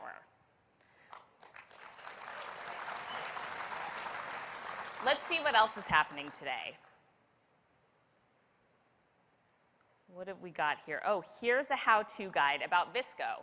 I use this app all the time. Let's check it out. This is packed full of useful tips. So even if you have an app already, you still might learn something new. Like, I didn't know you could use it to make animated GIFs or GIFs. Anyway, you can make them. I just scroll back up and pull down on the card, and I'm back in the feed. Every day, there's a new app of the day, and a new game of the day, and the daily list. These are great because they're focused on a theme or a goal, like meditation. I've actually been trying some of these out to get ready for this, and it's totally working.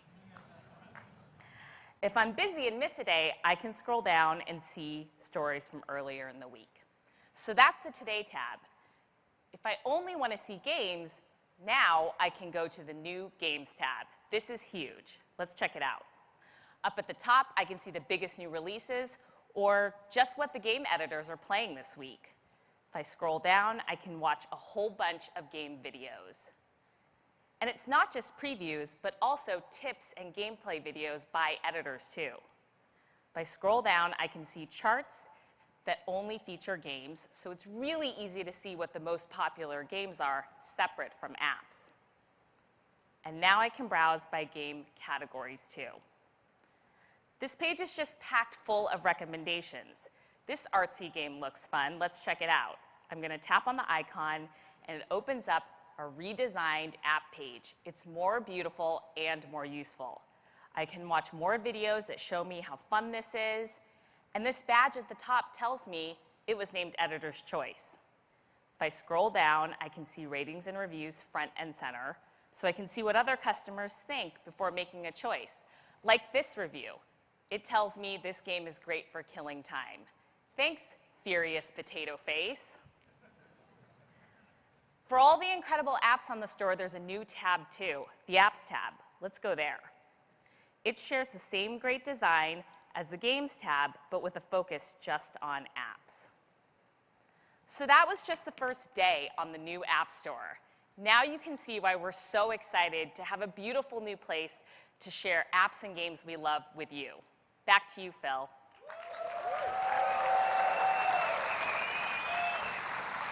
Thank you, Anne. So that's your first glimpse of an entirely new app store. We hope you love it. We hope customers love it. They visit it every single day to download your incredible apps. And that's it for the App Store. Back to you, Craig. Thank you, Phil. The App Store looks just fantastic. So those are some of the big features in iOS 11. But of course, it's also core technologies. Now, Metal 2 and HEVC are coming to iOS as well. But there's more, and it starts with machine learning. Now, you've seen the way we've used machine learning throughout the experiences on Apple Watch, for instance, and the predictive Siri watch face. We use it on the iPad for palm rejection when you're writing with Apple Pencil. Of course, we use it to extend your battery life by predicting how you're going to use your device. And you've seen it throughout photos with memories and face recognition. Well, now for all of you developers, we want to make powerful machine learning easy for you to incorporate in your apps. And we're doing it via a set of new APIs.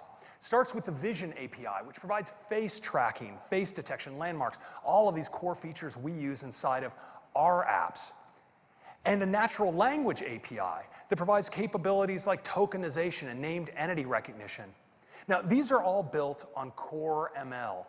And Core ML provides high-performance implementations of deep neural networks, recurrent neural networks, convolutional neural networks, support vector machines, and they allow you to take models that you've built with any of these popular third-party tools, and using our machine learning model converter, execute them with tremendous performance on device. It gives you all the data privacy benefits and all of the carefully tuned compatibility with all of our platforms. And the performance really is incredible. You look at this benchmark, it's called Inception V3. It's a popular photo recognition benchmark. iPhone is 6 times faster than Google Pixel and the Samsung S8 using Core ML. Next, I'd like to turn to AR. Now, with multi-touch, we've really changed the way that you interact with the world on the screen of your iPhone. And with the camera, we've allowed you to capture the world around you. But when you bring these things together, the results can actually be quite profound. Now, it's called augmented reality, and we have a new core technology called ARKit to bring it to all of you. And I'd like to show it to you in a demo now.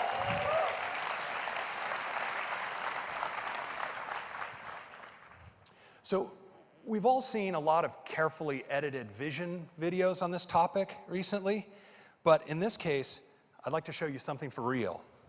So what we see here is an iPhone that's using its camera, but using computer vision, it's actually able to identify surfaces, such as this table, and I can actually just add an object. This is a developer application, a test application that you'll all be getting code for that allows you to do these things. Now, this is just a virtual object on this table. Now, got some steam in there coming off the cup. Now, I can add other objects to the scene, and these things can actually interact. Let's add a lamp.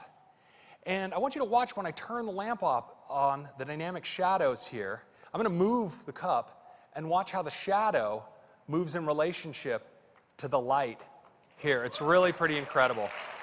Now, I can add additional objects. Let's add a vase to this scene. I mean, isn't that just incredible? You guys are actually in the shot here with these objects all in augmented reality. So it gives you a little bit of an idea of the technology involved. It's really pretty incredible. Now, how do we do it? Well, ARKit provides fast and stable motion tracking, and it uses all of the sensors and the camera on your device to do this. It actually finds planes like floors and tables. It's able to estimate ambient light, which helps us with the rendering, and also helps with scale. You notice that cup hit the table looking the size of a cup, not the size of an elephant. And we provide integration into all kinds of third-party frameworks to help you with your rendering. Now, the implementation is possible because we're able to take advantage of the awesome hardware in iOS devices, the cameras, the high-performance CPU and GPU, and the motion sensors. And when you bring the software together with these devices, we actually have hundreds of millions of iPhones and iPads that are going to be capable of AR. And in fact, that's going to make overnight ARKit the largest AR platform in the world.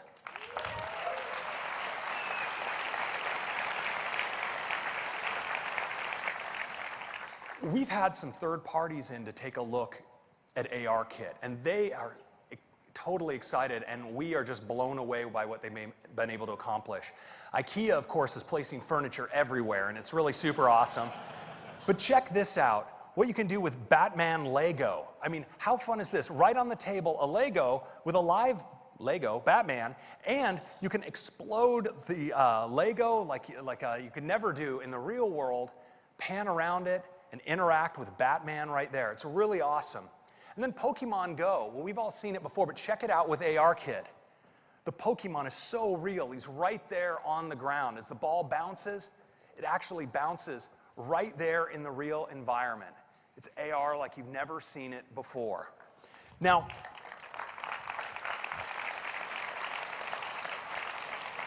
there's one of these that I think you just really need to see live. Now, Wingnut AR is director Peter Jackson's new production company. It's dedicated to producing AR content.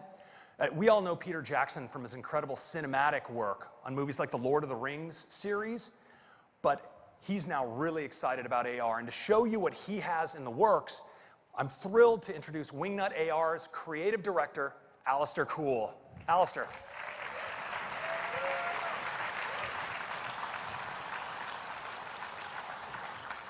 Thanks, Craig. We're really excited to share an exclusive sneak peek at something we've been working on. With the AR kit, you don't need any special equipment or tracking markers, it just works. Dan's here with me from Wingnet AR, so let's take a look.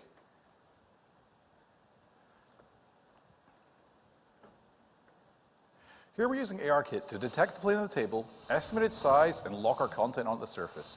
And since this is augmented reality, you folks are all in the shot too.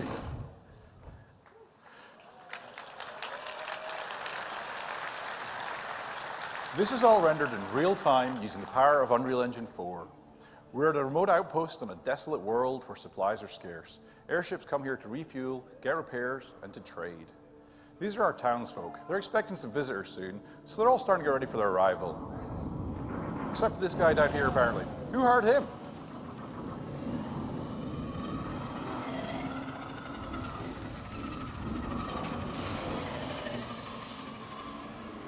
That's our airships arriving now.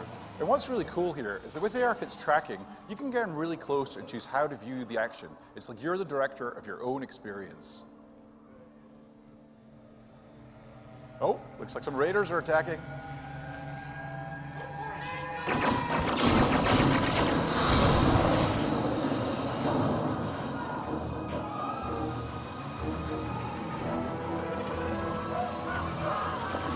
Whoa, well, I guess that takes care of that guy.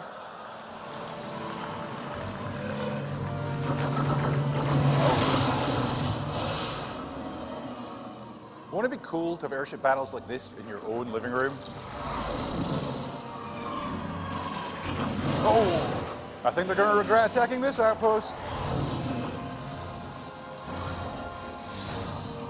And another one down. And we got him. Oh. Eek. Well, that didn't end well for anyone. But our heroes are limping away to fight another day. So that's one of the things we've been up to at Wingnet AR. And the fact that ARKit, thank you.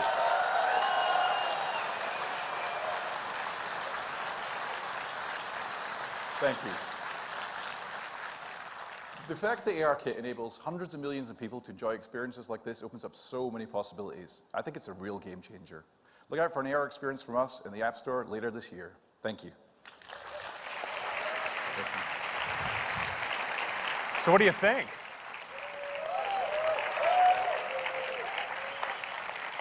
So those are some of the major features in iOS 11. Of course, there's much more than we have time to talk about today, but I want to highlight some features of special interest to our customers in China, like QR code support integrated right into the main camera, accessible from the lock screen. Super useful for customers in China. So that's our update for iOS 11. I'm going to turn it back to Tim. Thank you. That's right. iOS 11 is absolutely jam-packed with great features, and I can't wait for you to get your hands on the new App Store and ARKit. Number 5. An important part of the iOS story is, of course, iPad. iPad has completely changed the way we work, play, teach, learn, and create. It's truly a magical piece of glass that transforms into anything you want. We've been pushing the boundaries on iPad, and today we're going to push them further than ever before. And to tell you all about it, I'd like to invite up Jaws. Jaws?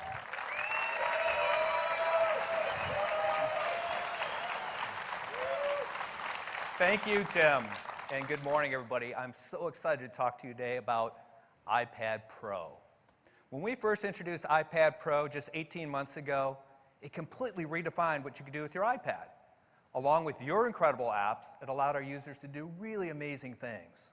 From professional design and illustration, to fashion, to architecture, to engineering, and so much more. We're really excited about what can be real in your world today with iPad Pro. Well, and as you know, there's 2 models to iPad Pro today. There's a 13-inch and a 9.7-inch. And the 9.7-inch is our most popular model. It has a screen large enough to get your work done, but it's in a thin and light enough package that allows you to take it with you everywhere you go. Well, today we're going to introduce an all-new iPad Pro. It's going to take everything you love about the 9.7-inch and give you a whole lot more to love. Let's take a look. This is the new iPad Pro. It's the first iPad Pro with a larger 10.5-inch Retina display. Now, why 10.5-inch? Well, for one, it's a lot larger. It's 20% larger than a 9.7-inch. But we are able to reduce the borders by nearly 40%, which allows us to fit it in this incredibly compact design that still weighs just 1 pound. And of course, 10.5-inch also allows us to do some other things. It's the perfect size to allow us to display a full-size on-screen keyboard.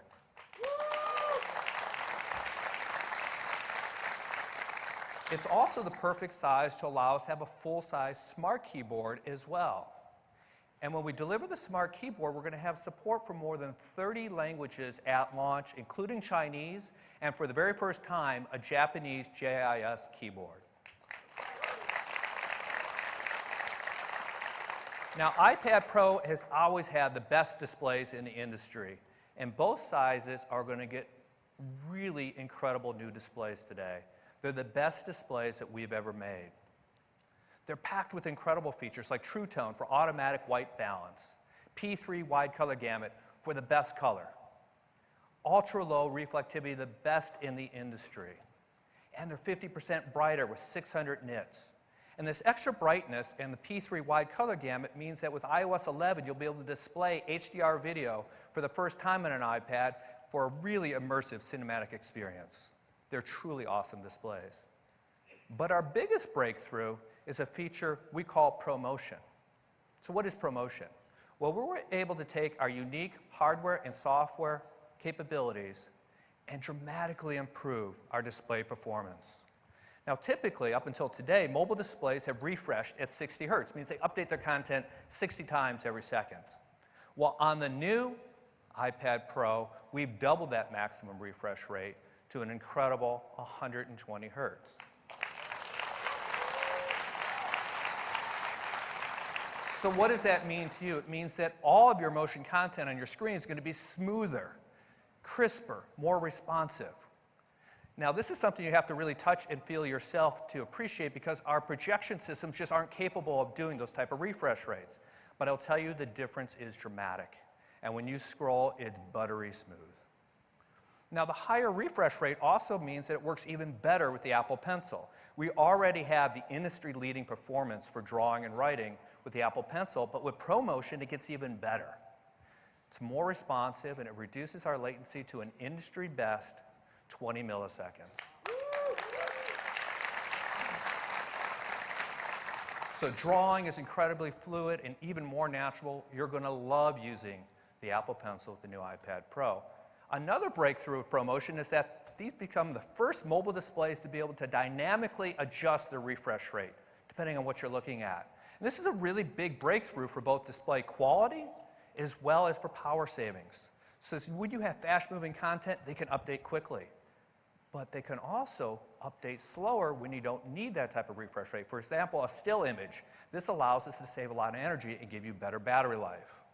So hopefully you see why these are not just the best displays that we've ever made, but we think they're the most advanced displays on the planet.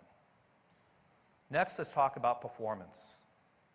iPad is already best in class for performance, but we're not resting on our laurels. These are the fastest we've ever created. Inside them, they're powered by the A10X Fusion chip. The A10X has a 6-core CPU, 3 high-performance cores, 3 high-efficiency cores, all automatically managed by the Apple Performance Controller. It also has a 12-core GPU. This is a powerhouse. And it delivers 30% faster CPU performance over our already industry-leading A9X and 40% faster graphics performance.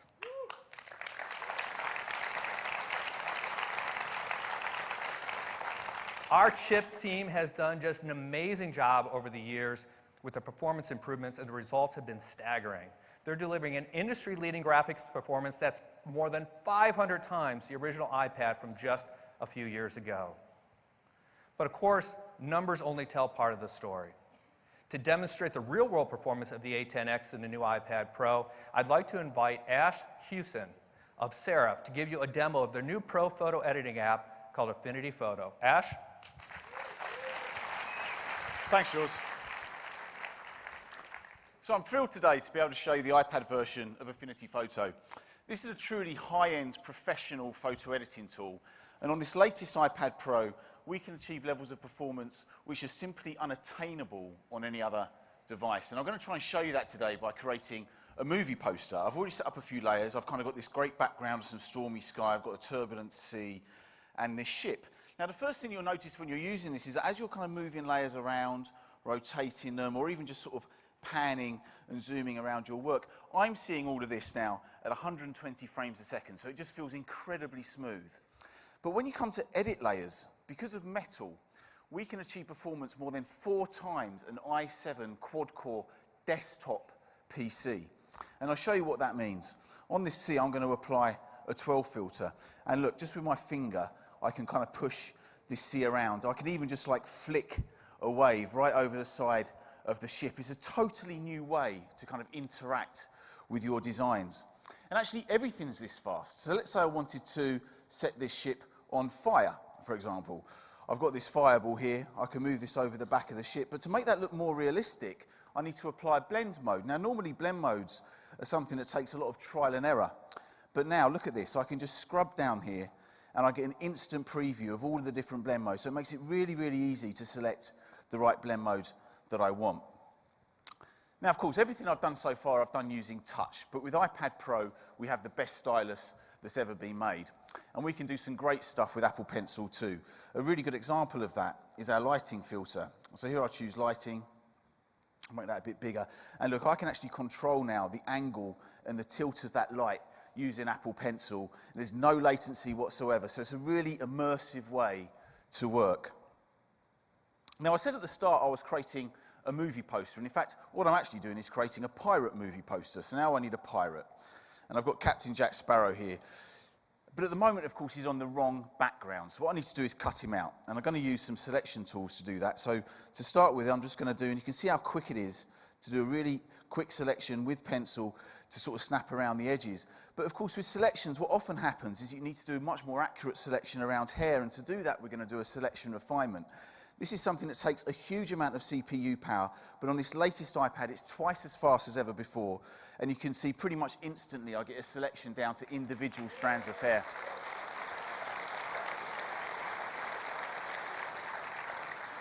And that's it. That's my poster complete. A professional-looking poster created on a device that I can hold in my hands. It's really incredible. I really think that iPad Pro, alongside Affinity Photo, is a truly game-changing experience for professional photo editing. And the best thing of all is that you can now experience it now, because I'm delighted to announce that Affinity Photo for iPad is available on the App Store from today. Thank you. Wow. Thank you, Ash. That's amazing performance, again, especially for a device that's so thin and light, and a simple 1-pound package you can take with you everywhere you go. And what's also cool is despite all this performance, the new iPad Pro still delivers the same all-day 10-hour battery life that our iPad users love. Next, let's talk about cameras. The new iPad Pro features the latest camera system from our iPhone 7. That means the same high-performance 12-megapixel sensor with optical image stabilization. And it has the ability to even capture and, of course, edit 4K video on the go. They're absolutely fantastic cameras. The front-facing cameras from the iPhone 7 as well, with all of its great features, like wide color gamut capture, auto image stabilization, and the entire display can light up to become the world's brightest and largest Retina flash. We have great accessories as well. The iPad Pro supports USB 3, which means that you're going to get faster transfers with your USB and SD camera adapters. And we also support fast charging, which means any of our USB-C charge adapters will now allow you to charge at half the time. And we have great new smart covers. We have available in polyurethane, and then we're bringing back the popular leather as well. And then we've designed an all-new leather sleeve with a built-in storage for your Apple Pencil. So that's the new iPad Pro family, a lineup with the world's most advanced displays, including a brand new 10.5-inch size and incredibly compact design, powerful new A10X Fusion chip, incredible new cameras, and of course, as you would expect, we make all these in incredibly environmentally friendly ways. We're also going to double the amount of memory that comes at the beginning of these configurations. Both sizes will now start with 64 gigabytes of memory.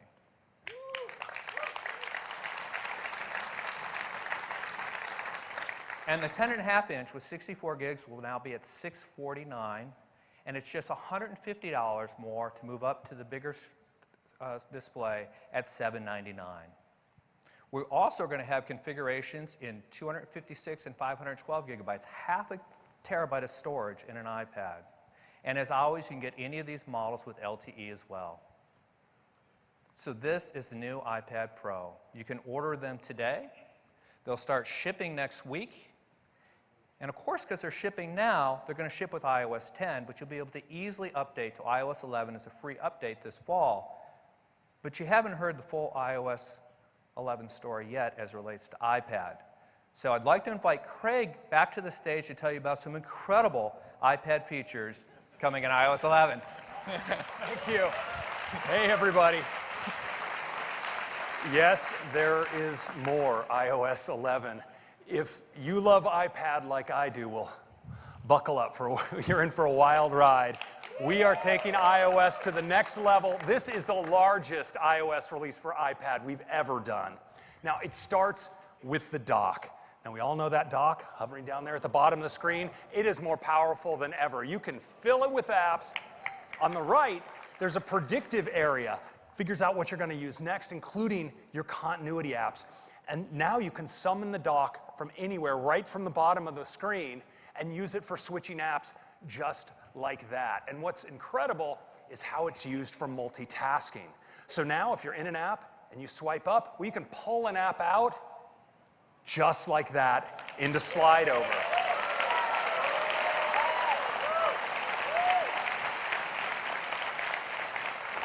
Now, of course, you can snap your apps into split view, but what's really cool is the new app switcher because it preserves all of your spaces with your app pairings. It's really great. Now, the iPad, of course, is the ultimate multi-handed, multi-touch device, and so we're so excited to bring drag and drop to iPad.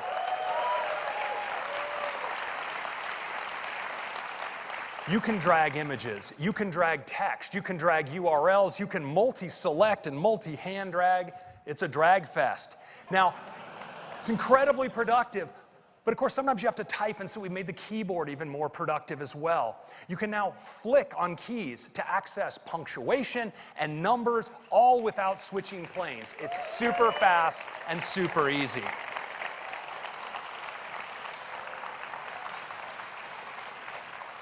Now, we have a new app to introduce to you today, and it's called Files.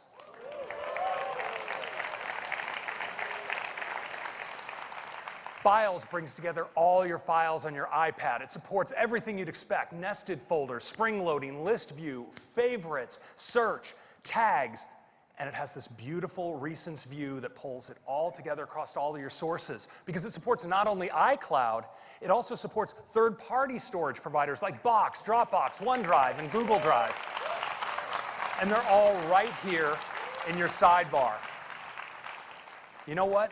Let's do a demo.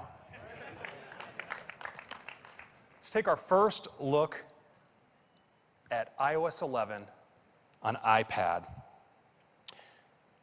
So here we have our new dock at the bottom. Now I can easily drag right into the dock, just like this. It's a great way to launch apps, as always, but now it's also a great way to switch apps.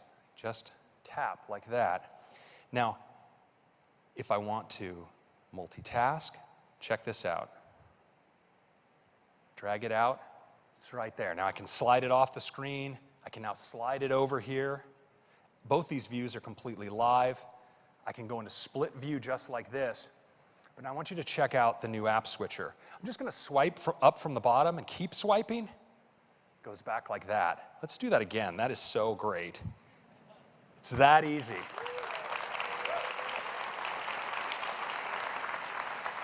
Now you notice my spaces are preserved. So over here on the left, I have Mail and Safari. In split view, I can just tap those open like this. Let's try some drag and drop. So I'm going to drag a URL from the top of Safari here right into this mail message. Drag it and drop it. Now I can drag it. Yep. Let's drag an image. Yep, just like that. Now, I want to focus just on mail because I'm going to show you dragging across spaces. So let's go into photos. I have some great photos here of some potential drone protection options for the new campus. So I'm going to start a drag, but watch this. With my other hand, I'm going to tap. I can add to this selection just like that. And I can even swipe up with my other hand into multitasking. Move over to mail and drop.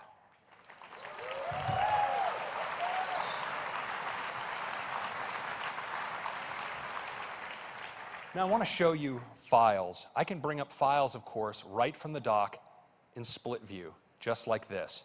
And it's a great way to deal with attachments, because I can take this attachment in this mail message, pick it up, and just drop it right into this folder of top secret projects.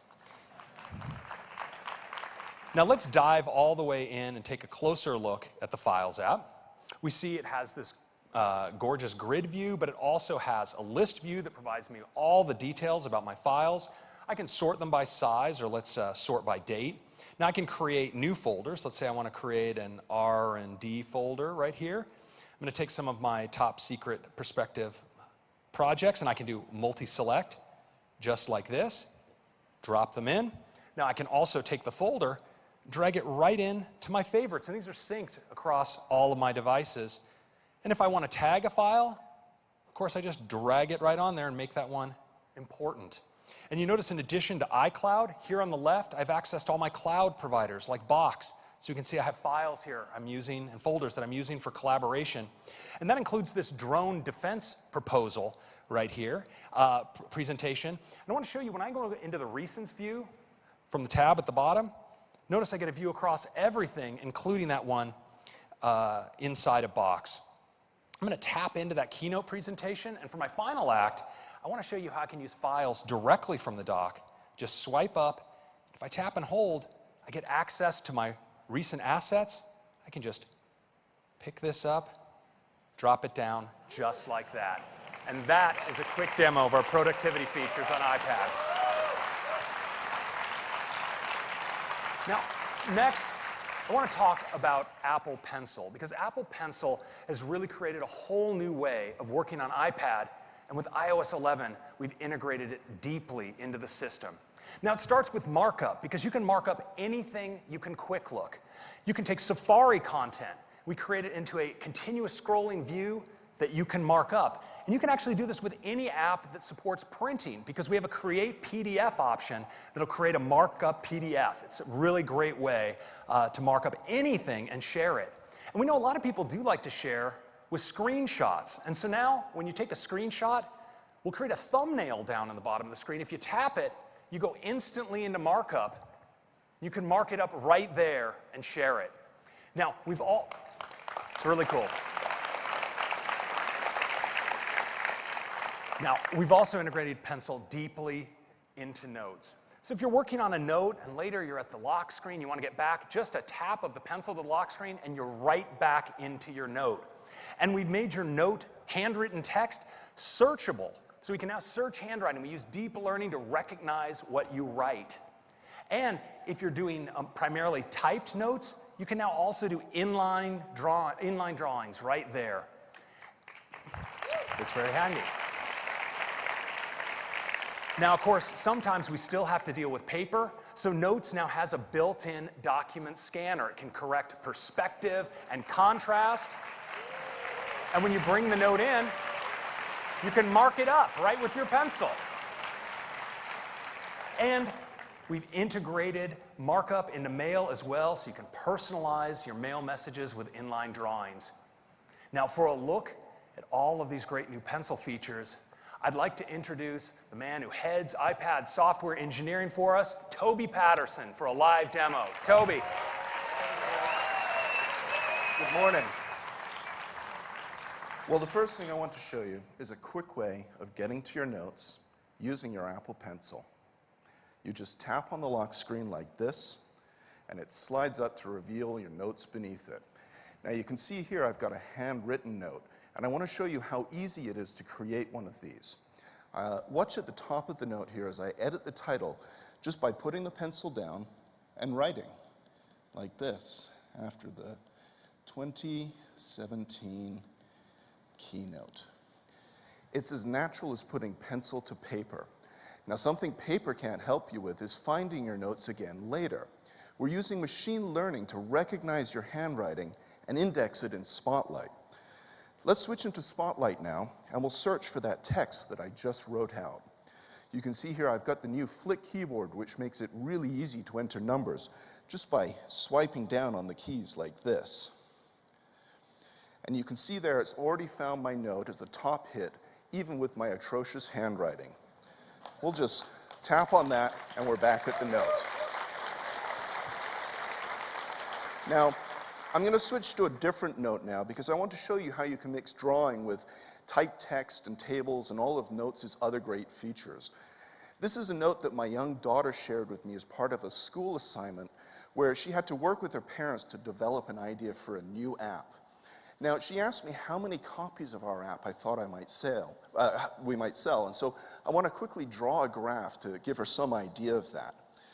I'm just going to press down here with the pencil to make some space for my drawing, and we can take that little grabber and open up some more room. Now, I am really bad at drawing, but I just love doing it. And what's great about drawing on the iPad is it works the same way as it does with paper. And that means it's really easy for me to draw really badly right here. Watch, I'm just gonna put the pencil down, and just like that, zoop. It's so simple, and I think you're gonna have a lot of fun rediscovering the joy of drawing. But let's move on now. So, my daughter's learned a few things from me about how Apple works, and before I left this morning, she gave me an NDA to sign. I'm going to use the new document scanner in Notes and my pencil to take care of that in a snap.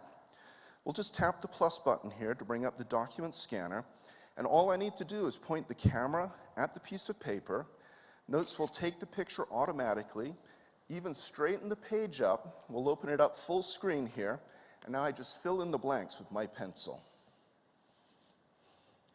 And just like that, I've got a signed copy of the NDA saved away in my notes.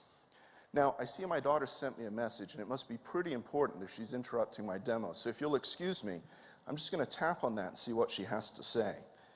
Wow, an offer for $100 million is really pretty thrilling. I need to send this to my wife right away. I'm going to take a screenshot of this, and then we'll tap on the thumbnail here to open up our new screenshot editing UI. From here, I can crop it down to just the part of the image that I want to send. I can scribble a quick note with my pencil, and then I can bring up the share sheet to send it off to my wife right away. So these are just a few of the ways that you can use your pencil with your iPad in iOS 11. Back to you now, Craig. Thank you.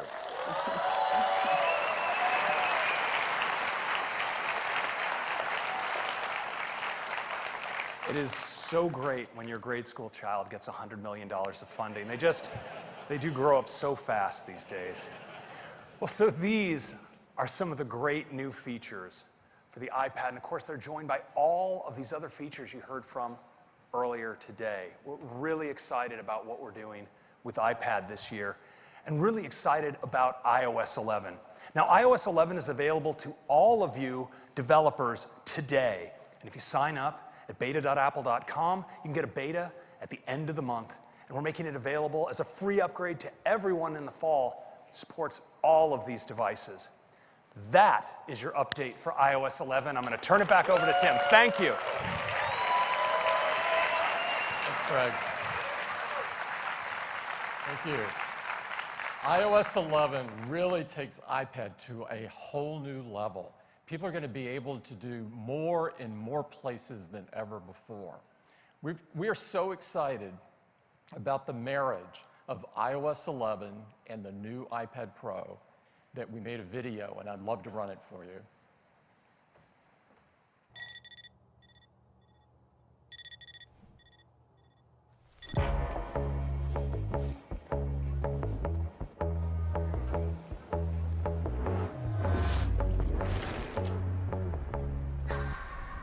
Keep my hands on myself.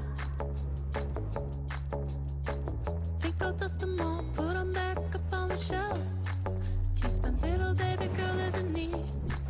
Am I coming out of left field? Ooh, I'm a rebel just for kicks now. Let me kick it like it's 1986 now. Might be over now, I can feel it still. We could fight a war for peace. Give in to that easy living, goodbye to my hopes and dreams.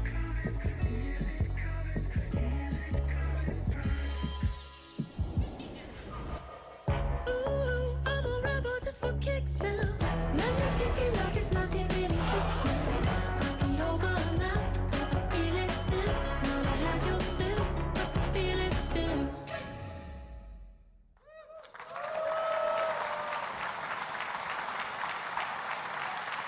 I hope you're as excited about the new iPad Pro and iOS 11 as we are. Now, we've got one last thing to talk to you about. Let's turn our attention to music. Music has always been a part of Apple's DNA. We first revolutionized the music industry with iTunes. Then we forever changed the way people listen to music on the go with the iPod. And today, iPhone has become the best portable music player in the world, and it's even better when it's paired with Apple Music. You now have 40 million songs in your pocket. And when you add AirPods, it brings an absolutely magical experience to wireless audio.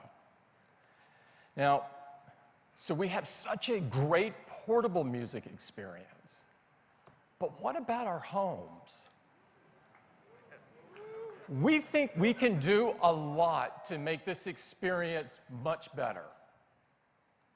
Just like we did with portable music, we want to reinvent home music.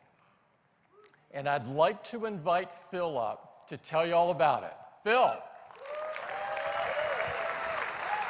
Thank you.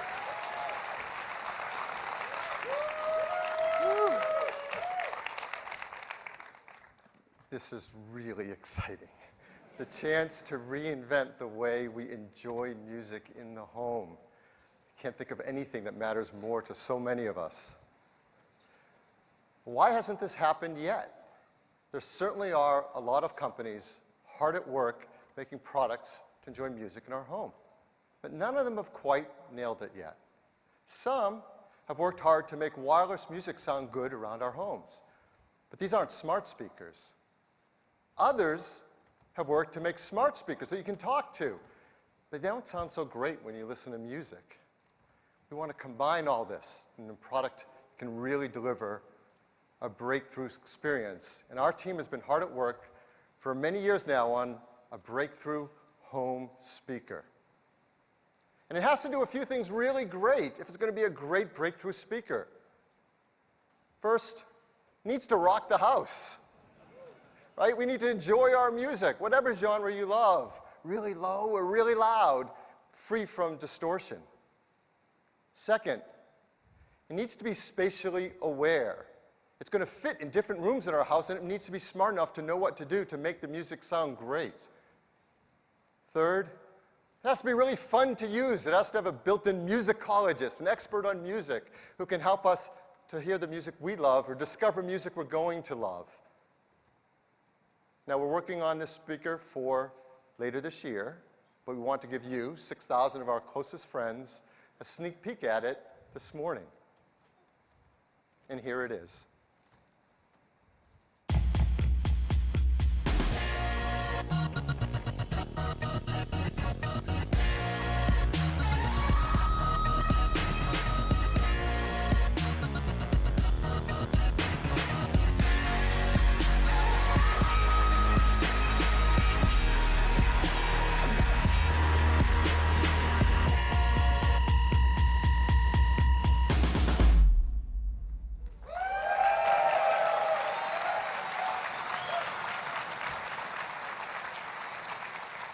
is absolutely beautiful, and we call it HomePod.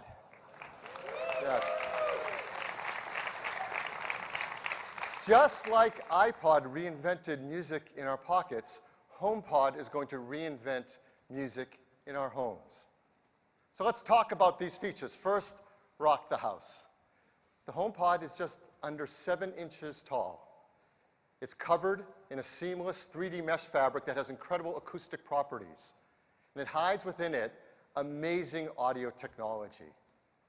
For example, along the bottom is a 7-array beamform tweeter pack that's packed with 7 tweeters, each with their own individual driver. They have precision acoustic horns that drive the audio from within and then out along the bottom with tremendous directional control. And that'll become really clear in a bit as we talk about how it works. It has a really big woofer, a 4-inch woofer, upward facing with a large motor to move a lot of air. It has automatic bass equalization and dynamic software modeling so that as we turn the volume up, it's free from distortion. And all of this is controlled by an Apple A8 chip. Yes, the same chip that powers the inside of our iPhone is inside HomePod. It's perhaps the biggest brain ever in a speaker, and it does some incredible things.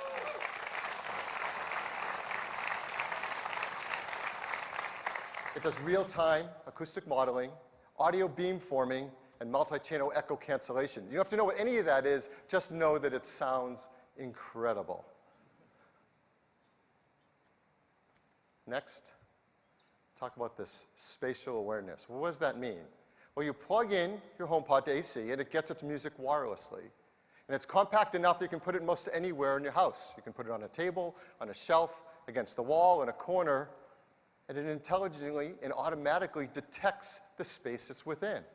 And it uses that information to adjust the audio, to balance it, and take full advantage of the environment and create a very spacious sound. Now, we want to give you a sense of what that experience is like. So we want to play some music in this room and show you a visual simulation to give you an understanding of some of the technologies it's using and how it's adapting them to make an incredible sound out of this compact speaker. So we're going to start by playing an audio track, and it'll be a full mix, and then we're going to break it down into some of the components that the HomePod controls.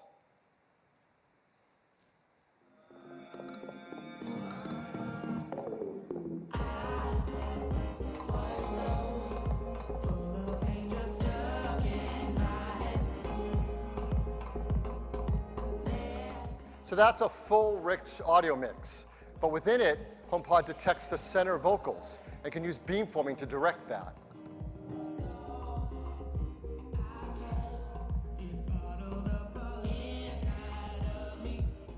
It gives incredible clarity and precision. And then it can detect something called direct energy with the instrumentation and direct that in the room as well.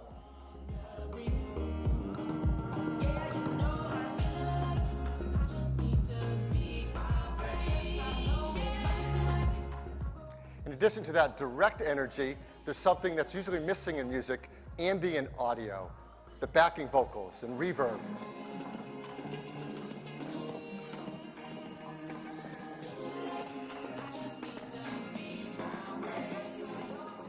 HomePod can direct all of this and pull it together to a full, rich mix that fills up your room.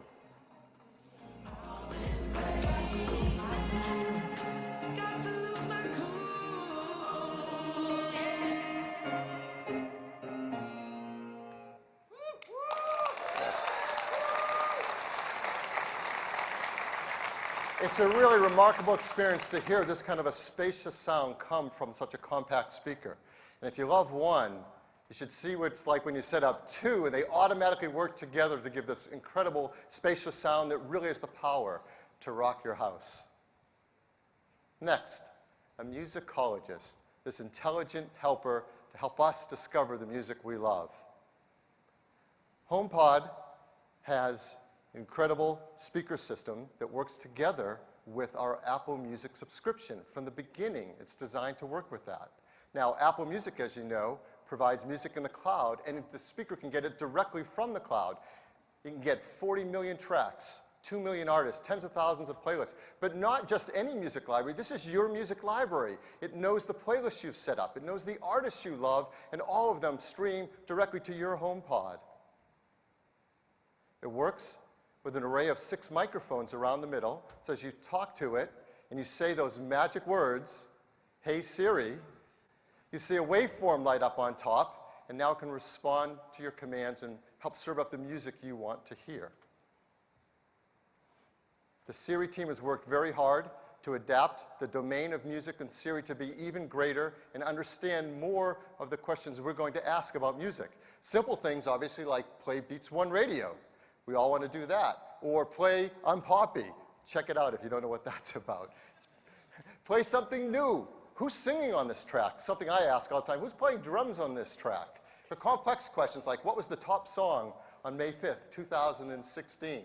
Or just play more like that, or I like that song. These are free form. Siri doesn't need a specific list of commands. It can interpret what you're saying and help you discover the music you love. And even better, you don't have to just sit next to the HomePod to talk to it. You can be across the room and speak to the HomePod even while loud music is playing, and the speaker array and the microphones can pick it up and hear what you're saying.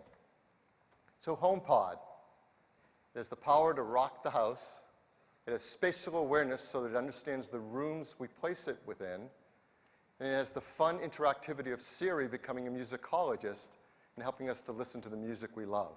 And since Siri's built in there and you can speak to it, well, the team's also worked hard to make it a great and helpful home assistant as well. We said the domain of music is something Siri knows really well in HomePod. There are other domains as well. We've worked hard to pick the first ones that we think matter most in a product like HomePod. So, of course, you can play your podcasts, but it can also do things like give you news, give you weather, traffic, sports. You can ask it to set a reminder, set a timer, text someone with messages. And if you have HomeKit devices set up in your home, you can speak to your HomePod and control your HomeKit devices. So, for example, with a HomePod set up, you can say, when do the Red Sox play next? They're going to beat the Yankees, trust me. Tune to NPR instead. Flip a coin. Remind me to bring snacks to a party. You can set up reminders, check all these sports, news, and weather, all directly with your voice. Talk to a HomePod that gets the information directly from the cloud. And if you have HomeKit devices set up, you can say simple things like, are the lights on? Turn the heat up. Turn on the air conditioning. Bring the shades down halfway. Turn off the lights in the bedroom. And if you've set up scenes in HomeKit, you can control those as well. You can say, I'm home. It's movie time. I'm leaving now. And the whole scene can automatically happen just by talking to your HomePod. And because there is a HomePod base, a HomeKit base built into HomePod, that means anywhere in the world, once you've set up your first HomePod, you control your HomeKit devices remotely using the built-in Home app on your iPhone or iPad. Now, setting up a HomePod and its microphone array in your home, you probably have a question that we've worked really hard to deal with, which is privacy. Our team cares deeply about your privacy. So, for example, it has that magic phrase, hey Siri. Until you say it, nothing's being sent to Apple. It recognizes when you do say it, and from that point, it sends an anonymous Siri ID in order to help you with the commands you're looking for. And of course, that communication is all encrypted. So this is the HomePod. It's a breakthrough home speaker. Typically, Wi-Fi speakers, if they're good quality, are $300 to $500. And a smart speaker might cost you $100 to $200. So it's not unreasonable for a HomePod to be priced in the range of $400 to $700. So we're really excited to tell you that HomePod is going to be priced for $349.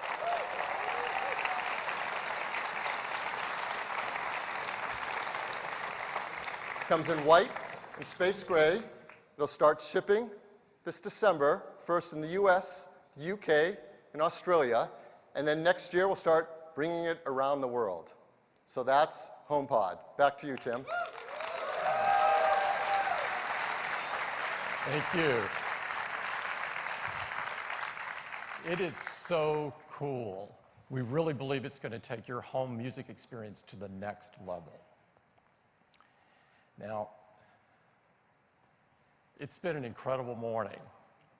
We've shared with you lots of things this morning, and all of them are shipping this year. Some now, some in the fall, and others at the end of the year. We got started with watchOS, more intuitive and intelligent than ever before, incredible new features to help us live a healthier life. macOS High Sierra, great refinements and technologies that will push the macOS experience forward.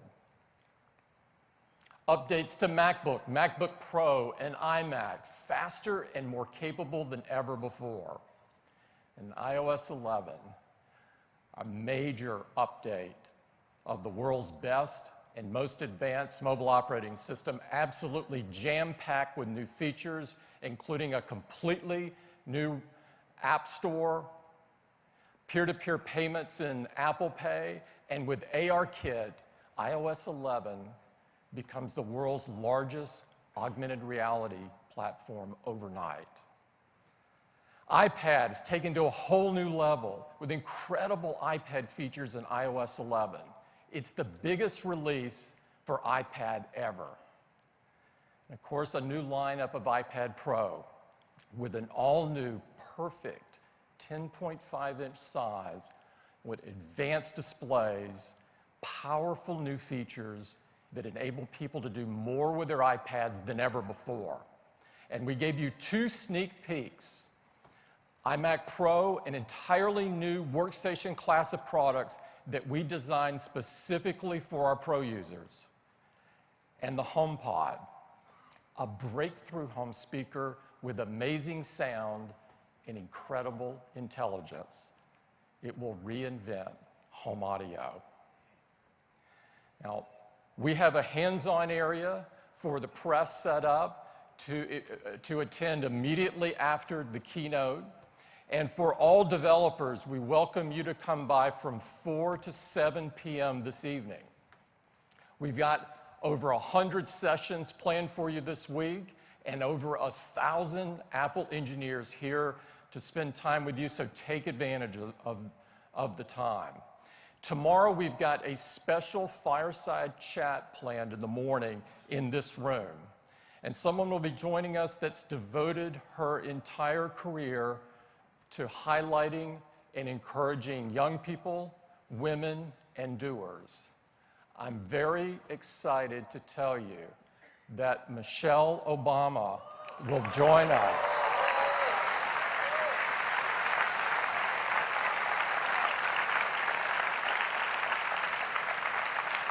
She'll be joining us for the open session in this room tomorrow, and she'll be talking about empowering people from all walks of life to change the world.